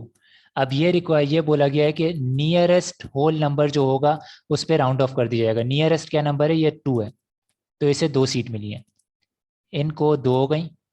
इनके लिए क्या हो जाएगा, हम 20 को डिवाइड कर दें 70 से और मल्टीप्लाई कर दें 17 से, 4.8 आ रहा है। इसका मतलब है नियरेस्ट होल नंबर क्या है, 5 है, ये 5 हो गई। और इस 40 को डिवाइड कर दें 70 से और मल्टीप्लाई कर दें इसे 17 से, 9.71 ये हो गई आपकी सीट नियरेस्ट 10, 17 हो गई। यानी इस प्रोविंस को भी 17 सीट के हिसाब से ही वोटिंग हो रही है, इस प्रोविंस की भी। ऐसा नहीं होगा अगर मैं टोटल नंबर इसके 10 काउंट कर लूं तो इस बेचारे प्रोविंस की तो कोई से ही नहीं रहेगी। सही है, तो इसकी से को बरकरार रखने के लिए यहाँ पे वोट इसके हिसाब से मैनेज कर लिए जाते हैं कि हर प्रोविंस में equal number of vote available है। सही, ये वर्किंग की जाती है। ये सिर्फ आपको एडिशनल मैंने नॉलेज दे दी है, ये एग्ज़ाम में नहीं आने वाला। सही, ये सिर्फ एडिशनल एक नॉलेज है कि प्रेसिडेंट का इलेक्शन किस तरीके से होता है। सही, और ये जो इलेक्शन हो रहा होता है इसमें चीफ इलेक्शन कमीशन जो है वो basically as returning officer act कर रहा होता है। प्रिसाइडिंग ऑफिसर्स वो खुद नॉमिनेट करता है। सही है, और इसकी नॉमिनेशन पहले होती है, तमाम जो भी लोग इलेक्शन में पार्टिसिपेट करना चाहते हैं उनकी नॉमिनेशन पहले हो रही होती है। नॉमिनेशन हो जाती है, उसको जो रिटर्निंग ऑफिसर है यानी चीफ इलेक्शन कमीशन, वो कमिश्नर बेसिकली वो ये डिसाइड करता है, देखता है कि हाँ भाई कोई जो क्राइटेरिया प्रेसिडेंट के लिए बताया गया है कि कौन प्रेसिडेंट हो सकता है वो क्राइटेरिया मीट हो रहा है या नहीं हो रहा, वो ये देखेगा। फिर उसके बाद अगर एक से ज़्यादा लोग वो क्राइटेरिया मीट कर रहे हैं तो इलेक्शन की तरफ जाएगा। अगर एक से ज़्यादा लोग नहीं कर रहे, एक ही पर्सन कर रहा है, तो वही पर्सन जो है वो प्रेसिडेंट सेलेक्ट हो जाएगा। सही है, और प्रेसिडेंट के नॉमिनेशन किसी भी पर्सन की हो सकती है, वो ज़रूरी नहीं कि वो किसी नेशनल असेंबली का मेंबर हो, वो कोई भी पर्सन हो सकता है। सही है, बस उसे वो 3 क्राइटेरिया फुलफिल करना है: 45 years of age, Muslim and eligible to be the member of National Assembly. सही है, ये काम हो जाता है। इलेक्शन किस तरीके से हो रहे हैं प्रेसिडेंट के वो बता दिया। प्रेसिडेंट की रिक्वायरमेंट क्या है वो चीज़ आपको यहाँ पे पता चल गई। आपको पता चल गया प्रेसिडेंट कौन होता है, ये पता चल गया। अब election to the office of president shall be held not earlier than 60 days and not later than 30 days before the expiration of the term of president.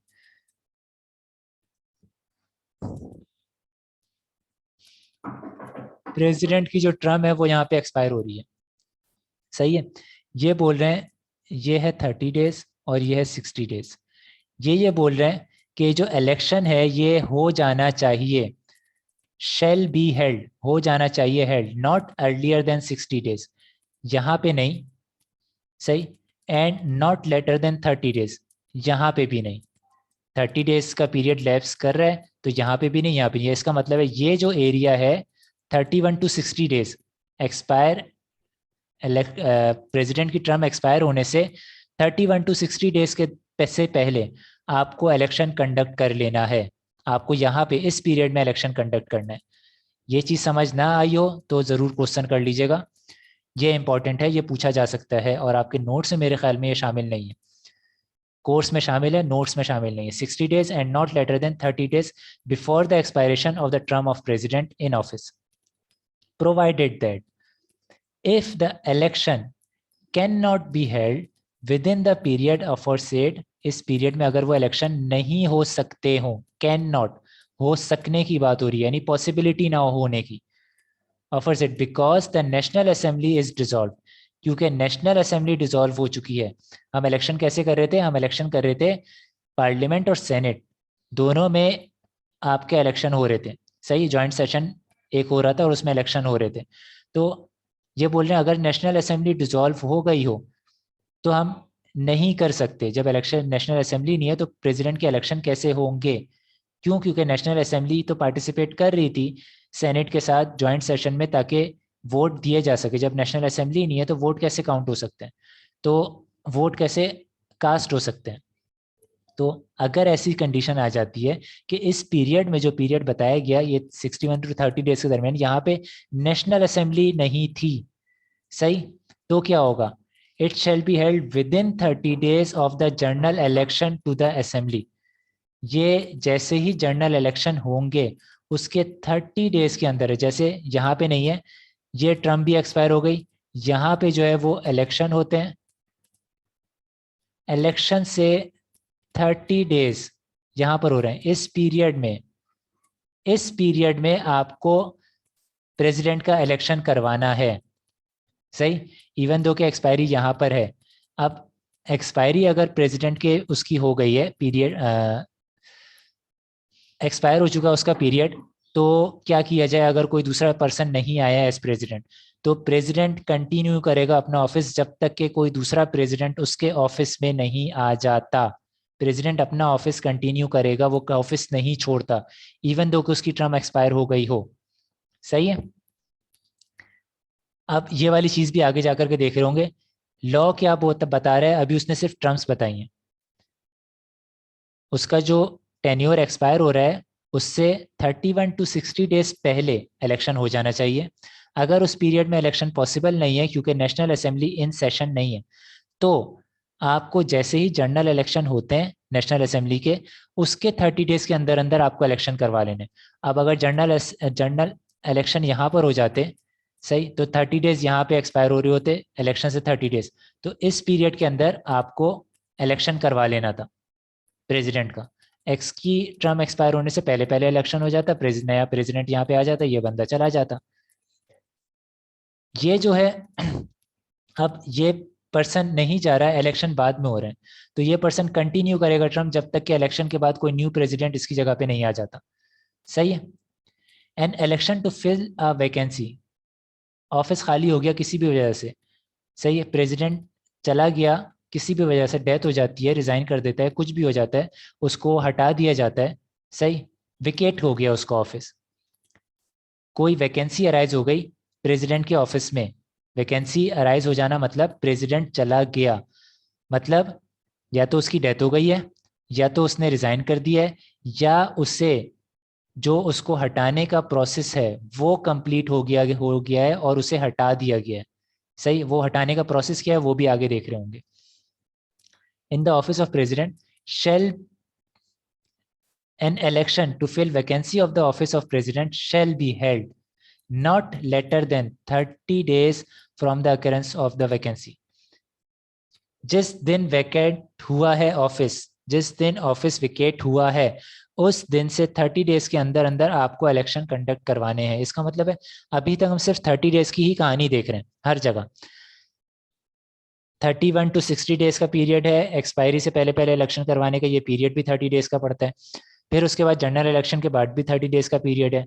उसके बाद आपकी वैकेंसी कोई अराइज हो रही है कोई इलेक्शन, तो इलेक्शन जो करवाने की रिक्वायरमेंट है वो भी 30 डेज के अंदर है, सही। Provided that if the election can not be held with in the period offer set because the National assembly is dissolve, it shall be held within 30 days of the general election of the assembly. ये चीज़ वही वाली चीज़ है जो ऊपर है। अगर आपको इस पीरियड में आप नहीं कर सकते क्योंकि नेशनल असेंबली एग्जिस्ट नहीं करती, वो डिसॉल्व हो चुकी है, तो आपको जनरल इलेक्शन जब होंगे उसके 30 डेज के अंदर अंदर आपको ये इलेक्शन करवाने हैं प्रेसिडेंट के, सही है।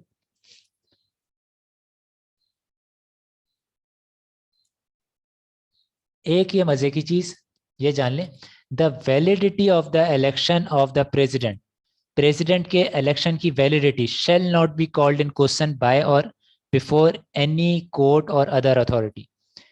ये इसके ऊपर कोई क्वेश्चन अराइज नहीं किया जा सकता। इलेक्शन हो गए एक दफा, रिजल्ट डिक्लेयर हो गया, देन हो गया खत्म, कहानी यहीं पर खत्म। अब आप कोर्ट नहीं जाएंगे ये कहते हुए कि नहीं यार इलेक्शन फ्री एंड फेयर नहीं हुआ, इलेक्शन में ये प्रॉब्लम थी, ये थी, वो थी, ऐसा कुछ नहीं सुना जाएगा। आप किसी कोर्ट में नहीं जा सकते ये लेके, आप किसी अथॉरिटी के पास नहीं जा सकते ये लेकर के, सही है। इलेक्शन की वैलिडिटी, प्रेसिडेंट के इलेक्शन की वैलिडिटी को किसी कोर्ट में या किसी अथॉरिटी के सामने चैलेंज नहीं किया जा सकता।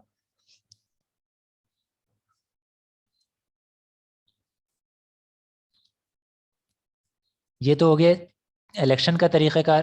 प्रेसिडेंट कौन होता है, टर्म क्या होगी इनके ऑफिस की, इनके ऑफिस की टर्म है subject to the constitution, constitution में जो भी चीज़ बोली गई है, the president shall hold office for a term of 5 years from the day he enters upon his office. Constitution में जो भी चीज़ बोली गई है, हो सकता है कॉन्स्टिट्यूशन में कुछ और ही बोला गया हो, इनका ये बोलना है कि प्रेसिडेंट जो है वो ऑफिस हेल्ड करेगा फॉर टर्म ऑफ 5 year, कब से, जब से वो इंटर हुआ है अपने ऑफिस में। अब कॉन्स्टिट्यूशन में दूसरी क्या चीज बोली गई है, कॉन्स्टिट्यूशन में दूसरी कोई चीज नहीं बोली गई, सिर्फ एक बात बोली गई है जो कि अदरवाइज है, वो ये है कि कोई पर्सन जो कि कोई वैकेंसी पूरी कर रहा है, फुलफिल कर रहा है किसी दूसरे प्रेसिडेंट की टर्म थी, वो चला गया किसी भी वजह से, तीनों में से कोई भी वजह हो गई, उसकी डेथ हो गई, वो रिजाइन कर गया या उसे हटा दिया गया, तो जो न्यू पर्सन आ रहा होगा वो सिर्फ उसकी टर्म कंप्लीट करेगा। सही है, वो 5 ईयर कंप्लीट नहीं करेगा। सही, अगर प्रेसिडेंट इलेक्शन के साथ आ रहा है तो वो 5 ईयर्स कंप्लीट कर रहा है। सही है, अगर वो किसी और की टर्म पे आ रहा है तो वो 5 ईयर्स कंप्लीट नहीं कर रहा। किस डेट से? From the date he enters his office. वो उस डेट से नहीं जिस डेट पे इलेक्शन हुआ, ये उस डेट से है इलेक्शन के बाद इसने हलफ लिया, ओथ लिया, ओथ लेने के बाद ये अपने ऑफिस में गया। सही, ओथ लेने से पहले अपने ऑफिस में नहीं जा सकते, ओथ लेने के बाद ही अपने ऑफिस में गया, और जिस डेट से ये ऑफिस में गया है उस डेट से इसकी टर्म जो है वो काउंट होगी, provided that the president shall notwithstanding the expiration of his term continue to hold office until his successor enters his office। ये बात हमने ऑलरेडी आपको पहले बता दी कि वो उस वक्त तक ऑफिस होल्ड करेगा जब तक कि कोई दूसरा प्रेसिडेंट ऑफिस में नहीं आ जाता। सही है। अगर डेथ हो गई, एक तो यह है कि प्रेसिडेंट रिटायर हो रहा है, टर्म कंप्लीट हो रही है या वो रिजाइन कर रहा है, तो समझ आता है कि वो उतने पीरियड ऑफिस हेल्ड कर लेगा जितने पीरियड में कोई नया प्रेसिडेंट नहीं आता। अगर डेथ हो गई तो क्या किया जाए? अगर प्रेसिडेंट की डेथ हो गई तो क्या किया जाए, ये मैटर आगे जाकर के डिस्कस हो रहा होगा जब हम सेनेट के बारे में पढ़ रहे होंगे। सेनेट का जो चेयरमैन होता है, सेनेट का जो चेयरमैन है वो बेसिकली, अगर प्रेसिडेंट हट रहा है, प्रेसिडेंट की डेथ हो गई है और वो कंटिन्यू नहीं कर सकता ऑफिस, डेथ हो गई तो कंटिन्यू तो नहीं कर सकता, उसकी जगह पे कोई दूसरा आ नहीं सकता, तो जब तक कि इलेक्शन नहीं हो जाता प्रेसिडेंट को रिप्रेजेंट वो चेयरमैन करेगा जो कि सेनेट का चेयरमैन है। सही, ये चीज अपने पास जो बातें मैं बोलता जा रहा हूँ ना, ये चीजें अपने पास नोट जरूर कर लीजिएगा, ये मैं रिमाइंड करा दे रहा हूँ क्योंकि रिकॉर्डेड लेक्चर है, लेकिन अपने पास नोट ये बातें जरूर कर लें। नोटिंग किए बगैर सिर्फ मेरे नोट्स के ऊपर भरोसा करेंगे तो मेरा नहीं ख्याल कि इतना फायदा है। ये बातें जो बोल रहे हैं लॉ से, मैंने क्या बताया था कि लॉ से आप बुलेट्स निकालते हैं। सही, बुलेट्स निकालते हैं, आप पूरे पूरे लॉ के प्रोविजंस नहीं पढ़ते। हमने यहाँ से क्या बुलेट निकाला, टर्म ऑफ ऑफिस से 5 ईयर की टर्म है। सही, और वो ऑफिस जो है वो होल्ड करेगा उस वक्त तक जब तक ये नया प्रेसिडेंट नहीं आ जाता। और तीसरी बात मैंने बता दी कि अगर डेथ हुई है उसकी तो प्रेसिडेंट के ऑफिस को रिप्रेजेंट करने वाला पर्सन होगा सेनेट का चेयरमैन। सही है। Subject to the constitution, a person holding office as president shall be eligible for reelection. Reelection के लिए एलिजिबल है वो, यानी कोई दूसरा, एक टर्म उसने कंप्लीट की, अब दूसरी टर्म हो रही थी, दूसरा इलेक्शन दोबारा होने वाले थे, तो वो री इलेक्शन के लिए एलिजिबल है, वो उसका नाम दोबारा नॉमिनेट हो सकता है। But no person shall hold that office for more than 2 consecutive term। 2 consecutive term से ज्यादा कोई पर्सन वो ऑफिस होल्ड नहीं कर सकता। अच्छा, यहाँ पे 2 टर्म की बात नहीं की है, यहाँ पे 2 consecutive टर्म की बात की है। सही है, यहाँ पे 2 consecutive टर्म्स की बात की है, यहाँ पे 2 टर्म की बात नहीं की, यानी एक टर्म के बाद दूसरी टर्म आती है, वो कंप्लीट हुई, तीसरी टर्म का गैप आया, उसके बाद क्या ये री इलेक्शन के लिए एलिजिबल हो जाएगा? हाँ, इसके बाद ये एलिजिबल हो जाएगा, कंसिक्यूटिव टर्म आपकी कंप्लीट हो गई। सही है। अभी तक जो हम पढ़ रहे हैं उसमें ये चीजें। अच्छा, प्रेसिडेंट में by writing under his hand address to the speaker of the National Assembly resign his office.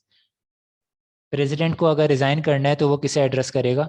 यहाँ पे बता दिया है कि वो स्पीकर ऑफ नेशनल असेंबली को एड्रेस करेगा और अपना रेजिग्नेशन दे देगा। नेशनल असेंबली का जो स्पीकर है उसको एड्रेस करेगा और अपना रेजिग्नेशन दे देगा। ये चीज क्लियर हुई?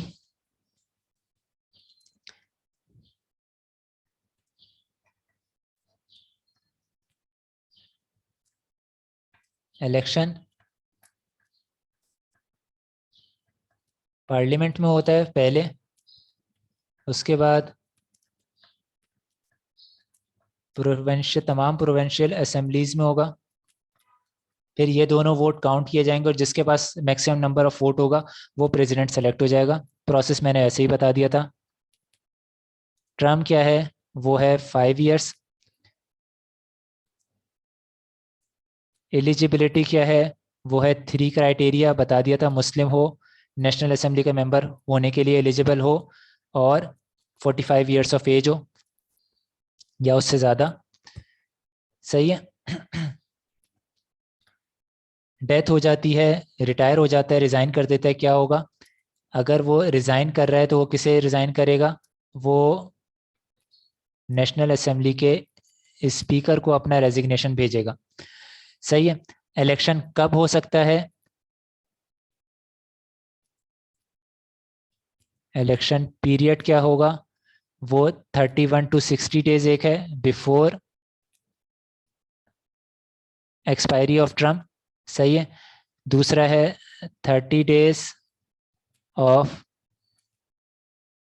जनरल इलेक्शन, जब भी नेशनल असेंबली इन सेशन नहीं थी जो चीज़ फॉलो नहीं हो सकती, या 30 डेज ऑफ विकेटिंग ऑफिस। सही है। रिज़ाइन कर दिया, वहाँ पर अभी कंटिन्यू एक्ट कर रहा है, और 30 डेज के अंदर अंदर, जब से रिज़ाइन किया उस वक्त से 30 डेज के अंदर अंदर जो है वो इसका इलेक्शन करवाना है। यहाँ तक चीज़ें आई होप के कंट्रोल में आ गई होंगी। हमने बुलेट्स यहाँ से एक्सट्रैक्ट कर लिए हैं। इन बुलेट्स को हम जब फाइनली देख रहे होंगे तो वो भी देख लेंगे, डिस्कस कर लेंगे। प्रेसिडेंट क्या काम करेगा? प्रेसिडेंट क्या काम करेगा?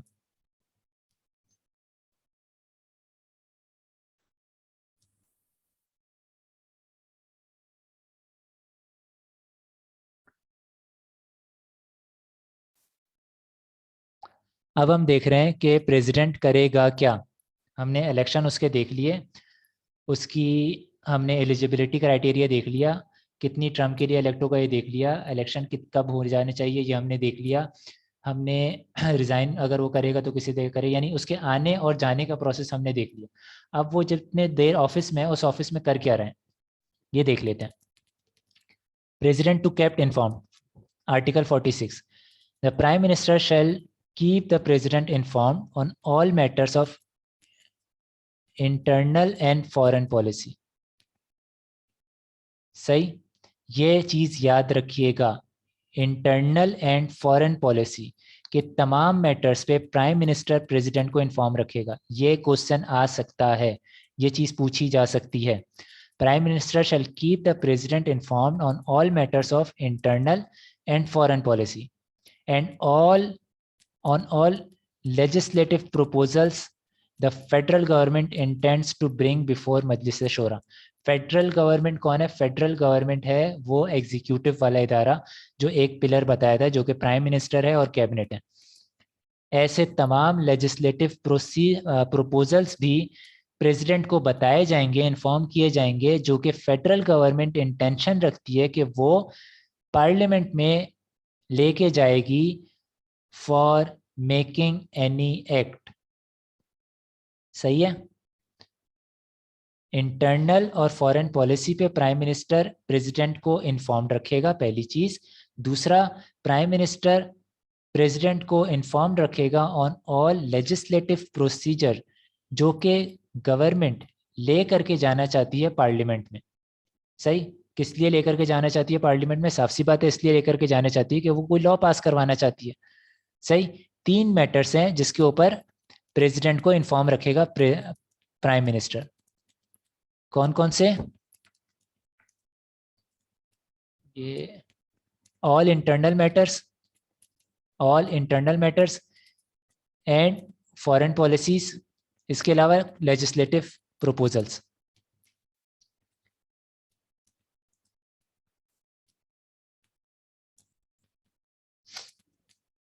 ये इंफॉर्मेशन इसे जा रही है, अभी तक प्रेसिडेंट का कोई काम नहीं आया, यहाँ पे प्राइम मिनिस्टर इसे इन्फॉर्म कर रहे हैं। सही है, इसका मतलब इसे इंफॉर्मेशन होनी चाहिए इनकी। President to act on advice, यहाँ पे इसके एक्शंस आ रहे हैं। In exercise of his functions the president shall act on and in accordance with the advice of the cabinet or the prime minister. अपने फंक्शन एक्सरसाइज करते हुए वो एक्ट करेगा in accordance with advice of the cabinet और the prime minister. Cabinet किसकी? Prime minister की ही होती है. सही है. तो प्राइम मिनिस्टर बोल रहा हो या कैबिनेट बोल रही हो एक ही बात है. वो इनकी एडवाइस के ऊपर एक्ट कर रहा होगा. सही, अपने फंक्शंस के लिए.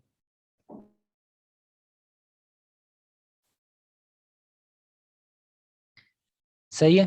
तो अब क्या जो भी एडवाइस प्राइम मिनिस्टर या कैबिनेट करेगी प्रेसिडेंट को, क्या प्रेसिडेंट बाउंड है उस चीज को एक्सेप्ट करने के लिए? क्या प्रेसिडेंट बाउंड है उस चीज को एक्सेप्ट करने के लिए, अपने फंक्शंस परफॉर्म करने के लिए? क्या उसे जरूरी है कि वो प्राइम मिनिस्टर और कैबिनेट की एडवाइस ले? तो आगे दिया हुआ है, provided that after 15 days the president may require the cabinet और as the case may be the prime minister to reconsider such advices. वो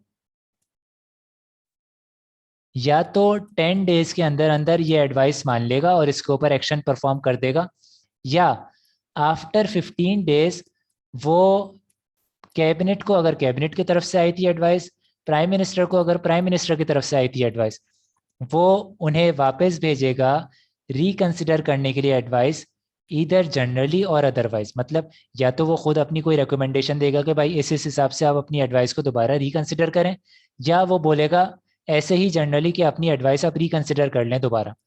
दोनों में से कुछ भी बोल सकते हैं.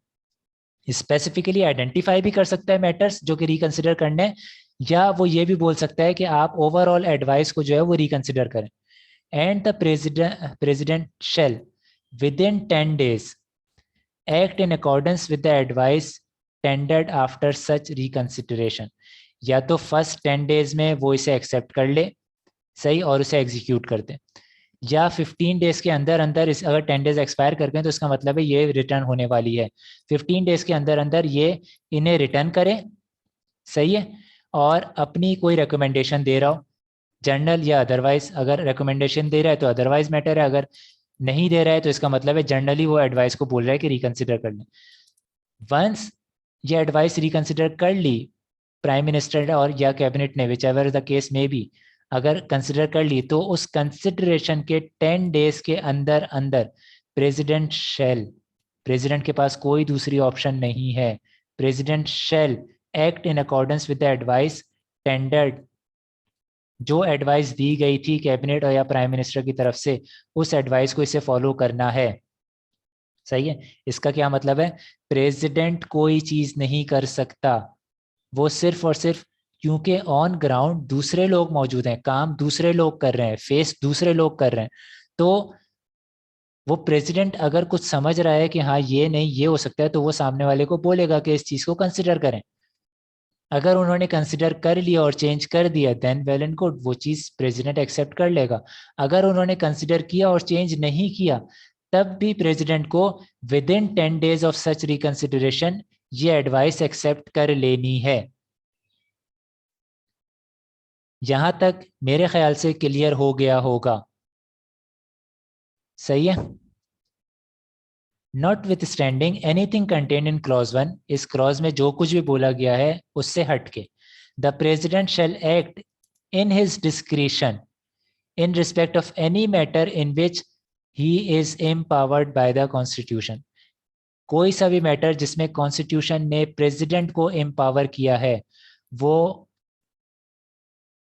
बाउंड नहीं है कि उस मैटर में वो एडवाइस ले कैबिनेट या प्राइम मिनिस्टर की, to do so, and so the validity of anything done by the president in his discretion shall not be called in question on any ground whatsoever. जो authorities president को दे दी गई हैं कि ये काम president को करना है, सही, जो डिस्क्रिशन प्रेसिडेंट के पास है, उस डिस्क्रिशन को कोई पर्सन चैलेंज नहीं कर सकता किसी ग्राउंड के ऊपर, सही. प्लस वो इस डिस्क्रिशन को किसी की एडवाइस के बिना ही एक्सरसाइज कर सकता है. आपकी एडवाइस, प्राइम मिनिस्टर या कैबिनेट की एडवाइस कुछ भी आई हो, प्रेसिडेंट को अगर उस मैटर में डिस्क्रिशन है डिसाइड करने की, तो प्रेसिडेंट ही डिसाइड करेगा, उसे किसी की एडवाइस एक्सेप्ट करने की ज़रूरत नहीं है। उसे जो वो एक्सेप्ट करता है, जो वो बोलता है, जो वो डिसाइड करता है, उस डिसीजन को किसी दूसरे ग्राउंड पे कहीं पे भी चैलेंज नहीं किया जा सकता। अब क्वेश्चन ये है कि ऐसे कौन से मैटर हैं जिसमें प्रेसिडेंट को डिस्क्रिशन हासिल है, प्रेसिडेंट की डिस्क्रिशन एक्सरसाइज हो सकती है। अभी तो हमने जो मैटर देखा, कैबिनेट और प्राइम मिनिस्टर जो है जो कुछ भी बोल रहे हैं वो प्रेसिडेंट को फॉलो करना ही करना है, प्रेसिडेंट को वो चीज़ एग्जीक्यूट करवानी ही करवानी है। सही। इसके बाद ये देखा है अब ये कौन से मैटर है और ये कौन से मैटर है जिसमें डिस्क्रिशन हासिल है, वो मैटर हम आपको पता है, हम देख लेते हैं। इसके अलावा जितने भी मैटर हैं वो सारे के सारे ऐसे मैटर होंगे जिसमें डिस्क्रिशन हासिल नहीं है। कुछ पीरियड पहले कुछ पीरियड पहले प्रेसिडेंट को डिस्क्रिशन हासिल थी कि वो नेशनल असेंबली को डिसॉल्व कर सकता था। तो ऐसे हमने डिसीजंस देखे हैं कि डायरेक्ट डिसॉल्व हो गई नेशनल असेंबली। सही है। अभी एक डिस्क्रिशन प्रेसिडेंट को हासिल है कि प्रेसिडेंट अगर ये समझता है कि पार्लियामेंट में जो हेड ऑफ द स्टेट है, हेड ऑफ द गवर्नमेंट जो है, प्राइम मिनिस्टर जो है, ये कॉन्फिडेंस जो है, ये मेजॉरिटी खो चुकी है और इनको majority members of National assembly का ये कॉन्फिडेंस खो चुकी है, तो प्रेसिडेंट खुद से किसी की एडवाइस के बगैर, और अगर किसी की एडवाइस एल्स आई है, अदरवाइज आई है, तो उस एडवाइस को इग्नोर करते हुए वो प्राइम मिनिस्टर को बोल सकता है कि आप नेशनल असेंबली में जाएं और वोट ऑफ कॉन्फिडेंस लेकर के आए। अगर आप वोट ऑफ कॉन्फिडेंस ले आते हैं तो आपकी गवर्नमेंट चलेगी, अगर आप नहीं लेकर के आते हैं तो आपकी गवर्नमेंट डिसॉल्व हो जाएगी। सही है। ये डिस्क्रिशन प्रेसिडेंट के पास है और ये डिस्क्रिशन प्रेसिडेंट एक्सरसाइज कर सकता है इररिस्पेक्टिव ऑफ एनी एडवाइसेस। सही, any sort of advices from anyone. The question whether any and if so what advice was tendered to the president by the cabinet. कोई भी एडवाइस जो कि cabinet या prime minister की तरफ से president को दी गई है। सही है। A minister or minister of state shall not be inquired into it or by any court, tribunal or other authority.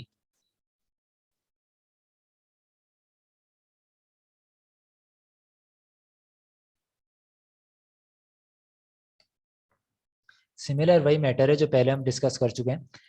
Where the president dissolves the national assembly, notwithstanding anything contained in clause 1, he shall.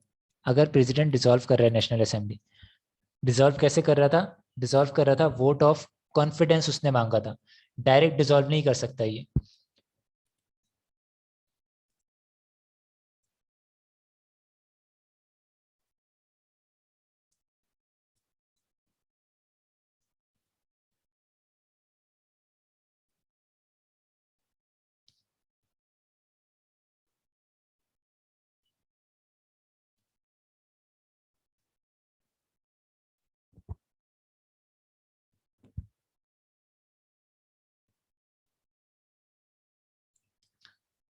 एक dissolve करने का तरीका और है, वो ये है कि प्राइम मिनिस्टर या प्राइम मिनिस्टर जो है वो एडवाइस करे प्रेसिडेंट को कि नेशनल असेंबली डिसॉल्व कर दी जाए। सही। अगर प्राइम मिनिस्टर एडवाइस करता है नेशनल असेंबली डिसॉल्व करने की, तो प्रेसिडेंट जो है ये नेशनल असेंबली डिसॉल्व कर रहा होगा। और उसको डिसॉल्व करने का क्या तरीका है? वही तरीका है जो हमने क्लॉज 1 में पढ़ा है।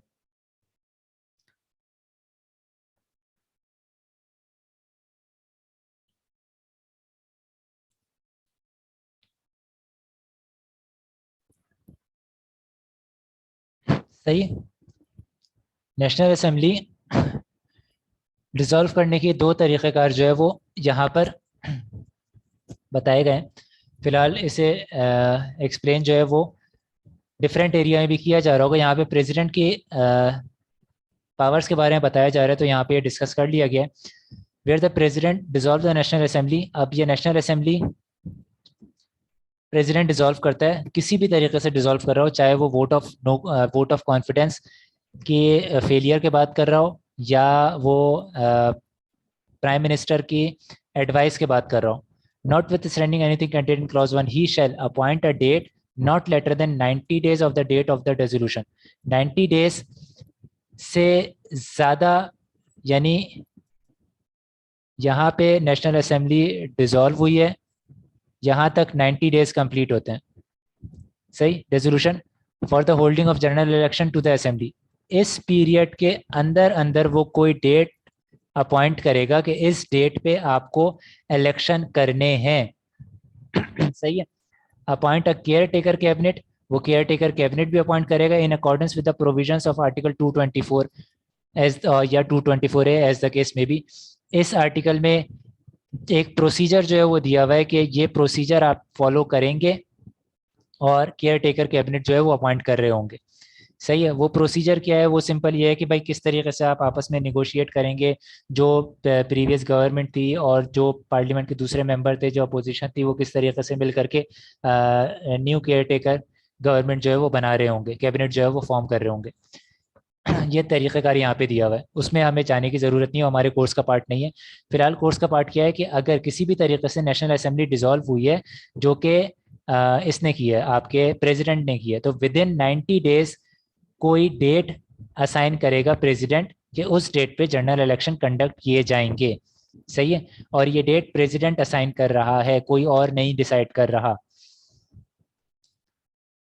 If at any time the Prime Minister considered it necessary to hold a referendum on any matter of national importance, वैसे तो प्राइम मिनिस्टर के पास अथॉरिटी है कि वो खुद डिसीजंस ले रहा होता है और प्रेसिडेंट को इन्फॉर्म रख रहा होता है चीज़ों में, लेकिन अगर कोई मैटर ऑफ नेशनल इंपॉर्टेंस है और वो चाह रहा है कि रेफरेंडम नेशनल असेंबली का उस पर लिया जाए, he may refer the matter to a joint sitting of the Majlis Shura parliament.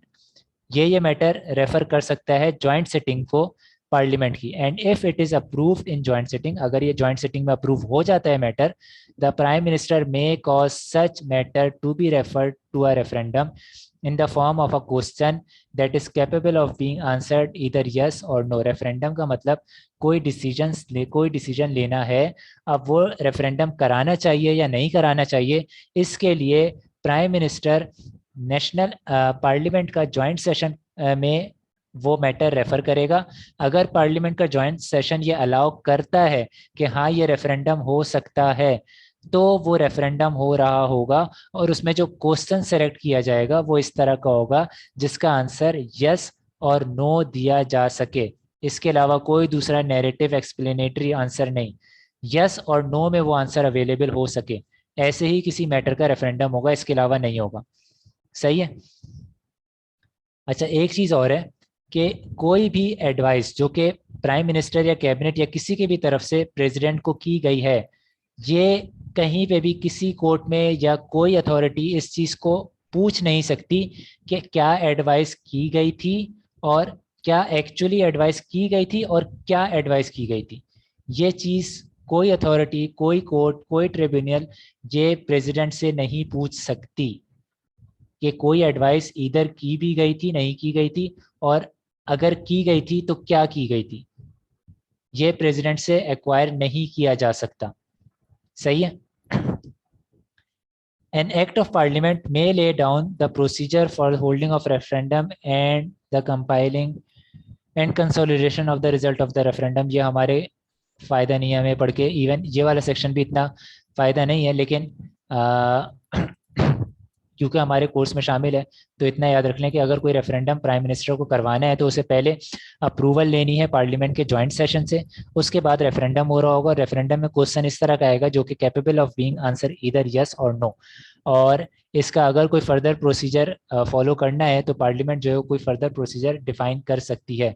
An act of parliament यानी कोई लॉ आ सकता है, may lay down the procedure for the holding of a referendum, referendum को होल्ड करने के लिए कोई प्रोसीजर डिफाइन किया जा सकता है। And a compiling and consolidation of the result of referendum, और उसके जो रिजल्ट है उसको कंपाइल या कंसोलिडेट करने के लिए कोई लॉ बनाया जा सकता है पार्लियामेंट की तरफ से। अब बना है या नहीं बना है ये हमारे कोर्स में नहीं है। कॉन्स्टिट्यूशन ये अलाउ कर रहा है कि पार्लियामेंट बना सकती है ऐसा कोई लॉ जो कि रेफरेंडम को रेगुलेट कर रहा होगा। सही है कि रेफरेंडम कैसे किया, कैसे होल्ड होगा, फिर उसके वोट कैसे काउंट किए जाएंगे और रिजल्ट कैसे रीच किया जाएगा। सही है। अच्छा, ये हमने प्रेसिडेंट के बारे में पढ़ लिया। अब जरा देखते हैं नोट्स में क्या क्या चीजें दी हुई हैं। President of Pakistan is Pakistan head of state, is the head of state of Pakistan and represent the unity of Republic. सही है, हमने पढ़ा था ये। प्रेसिडेंट मस्ट बी अ मुस्लिम, सही है, हमने पढ़ा था ये। President is elected for a 5 year term by senate, National Assembly and member of provincial assembly. यहाँ पे हमने एक चीज मिस कर दी, 45 years ऑफ एज का जो एक लिमिट दी हुई है, वो लिमिट यहाँ पे हमने मिस कर दी है। सही है, प्लस हमने एलिजिबिलिटी क्राइटेरिया में ये मिस कर दिया कि वो नेशनल असेंबली का मेंबर होने के लिए एलिजिबल हो। ये एलिजिबिलिटी क्राइटेरिया यहाँ नोट से मिस हो गया, जबकि नीचे दिया हुआ है। सही है, the president is elected for a 5 year term by senate, National Assembly and member of provincial assembly. सही है, ये हमने पढ़ा है। अब किस तरीके से, वो मैंने एडिशनल चीज आपको बता दी थी, लेकिन वो हमारे कोर्स का पार्ट नहीं है। जितना इन्होंने बताया इतना हमने आर्टिकल से पढ़ा है। The president is eligible for re-election, but no individual may hold the office for more than 2 consecutive term। हमने पढ़ा है ये, और ये एब्सोल्यूट यही चीज़ है, इससे ज़्यादा हमने कुछ नहीं पढ़ा। The president approve the statutes passed by the National Assembly and the Senate। ये चीज़ हमने नहीं पढ़ी, ये चीज़ यहाँ पे एडिशनल आ रही है। अभी हमने प्रेसिडेंट की बात करते हुए ये चीज़ें नहीं पढ़ी, हमने एडवाइसेस पढ़ी हैं। The president acts on and in accordance with the advice of the cabinet और द प्राइम मिनिस्टर। सही, ये हमने पढ़ा, लेकिन वहां पे हमने एडिशनल चीजें ही पढ़ी। हमने ये भी पढ़ा कि अगर उसे प्रेसिडेंट एग्री नहीं कर रहा किसी चीज से, तो वो उसे रिकंसिडर करने भेज सकता है। रिकंसिडर करने भेजेगा तो फिर आगे प्रोसीजर क्या है, रिकंसिडर हुई उसके बाद 10 days के अंदर अंदर इन्हें एक्सेप्ट कर लेनी है। शेल का वर्ड है, उसे हर हाल में उसे एक्सेप्ट करना है। इसके बाद हमने ये भी पढ़ा कि कुछ डिस्क्रिशन प्रेसिडेंट की अपनी होती है, वो डिस्क्रिशन प्रेसिडेंट एक्सरसाइज कर सकता है, उसके लिए उसे किसी एडवाइस की जरूरत नहीं है। इसके साथ हमने ये भी पढ़ा कि वेदर एडवाइस कोई की गई थी या नहीं की गई थी, या क्या एडवाइस की गई थी, ये किसी कोर्ट किसी अथॉरिटी के पास ये अथॉरिटी मौजूद नहीं है कि वो प्रेसिडेंट से पूछ सके। सही है, ये चीजें यहाँ नोट से गायब कर दी गई, लेकिन ये एग्जाम में पूछी जा सकती है। सही, नोट्स में ये चीज नजर नहीं आ रही। The Prime Minister shall keep the President informed on all matters of internal and foreign policy and on all legislative procedure the federal government intends to bring before Majlis Shura Parliament। ये चीज़ हमने पढ़ी और ये चीज़ conclusive है, इससे ज़्यादा हमने नीचे नहीं पढ़ा। तो हमने क्या क्या चीज़ें ऐसी हैं जो कि हमने आर्टिकल में पढ़ ली, यहाँ पे नहीं पढ़ी। एलिजिबिलिटी क्राइटेरिया, सही है। टर्म 5 year तो पढ़ ली, लेकिन इलेक्शन हमने यहाँ पे नहीं पढ़े, इलेक्शन की टर्म क्या होगी। सही है, यहाँ पे मेंशन नहीं है, जबकि नीचे आर्टिकल्स में जो है वो टर्म मेंशन है। इसके अलावा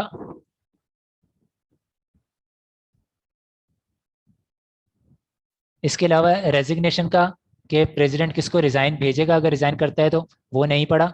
इसके अलावा डेथ वाले केस में क्या होगा, ये हमने वैसे सॉरी ये हमने आर्टिकल अभी नहीं पढ़ा है, ये नीचे जाकर के आ रहा होगा, लेकिन ये प्रेसिडेंट का जब टॉपिक डिस्कस हो रहा है तो वहाँ पे कवर हो जाना चाहिए।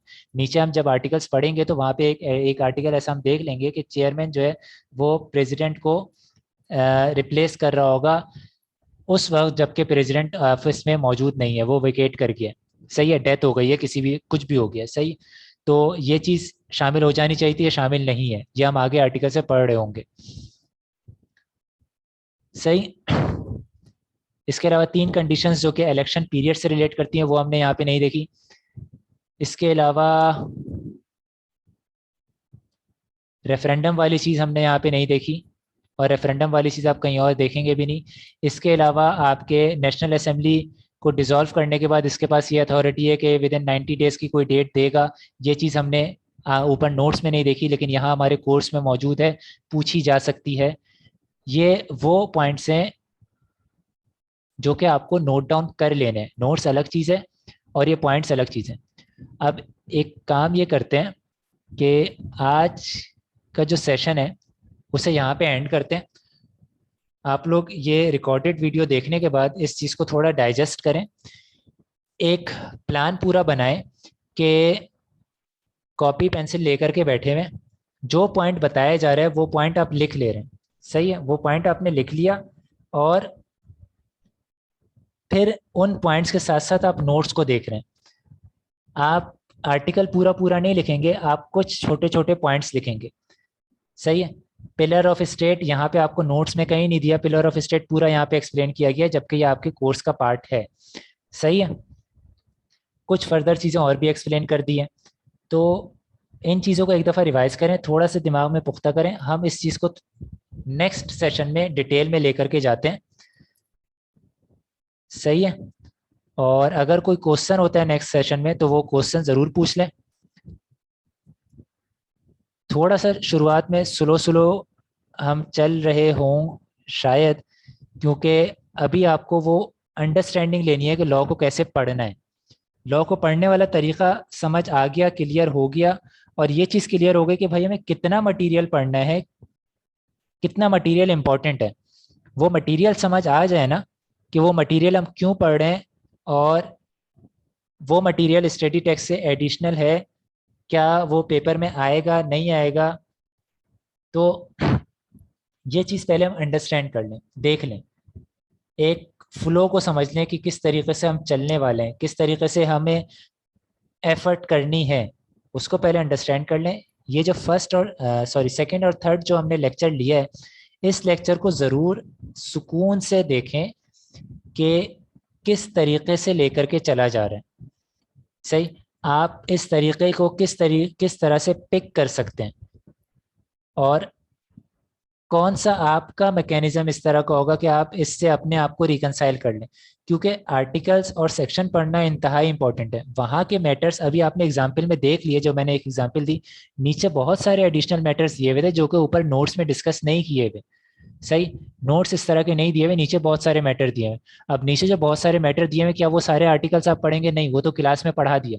अब आपको आर्टिकल पढ़ने की जरूरत नहीं है। क्लास में जो पॉइंट्स आइडेंटिफाई किए ना कि ये पॉइंट हैं, वो पॉइंट आपको नोट कर लेने, वो पॉइंट आपको नोट कर लेने और अपने जहन में रखने, और स्टडी टेक्स्ट की एडिशन में वो पॉइंट्स अपने सामने रखने, ताकि आप पेपर अच्छा कर सकें। वो पॉइंट्स क्या क्या थे? प्रेसिडेंट की टर्म हो गई, रिटायरमेंट और रेजिग्नेशन इसके हिसाब से हो गई। इसके अलावा प्रेसिडेंट के इलेक्शन के ड्यूरेशन हो गई कि इलेक्शन कब अनाउंस किए जाएंगे, कब कब हो सकते हैं, नेशनल असेंबली सेशन में ना हो तो क्या होगा, सही। इसके अलावा आपके प्रेसिडेंट का एलिजिबिलिटी का क्राइटेरिया हो गया, आपके पास नहीं दिया हुआ जबकि आर्टिकल से पूरा कंप्लीट दिया हुआ है। रेफरेंडम वाली चीज़ हो गई। इसके अलावा आपके अगर एडवाइस कैबिनेट या प्राइम मिनिस्टर कर रहे हैं तो प्रेसिडेंट के पास क्या ऑप्शन है, वो हो गया।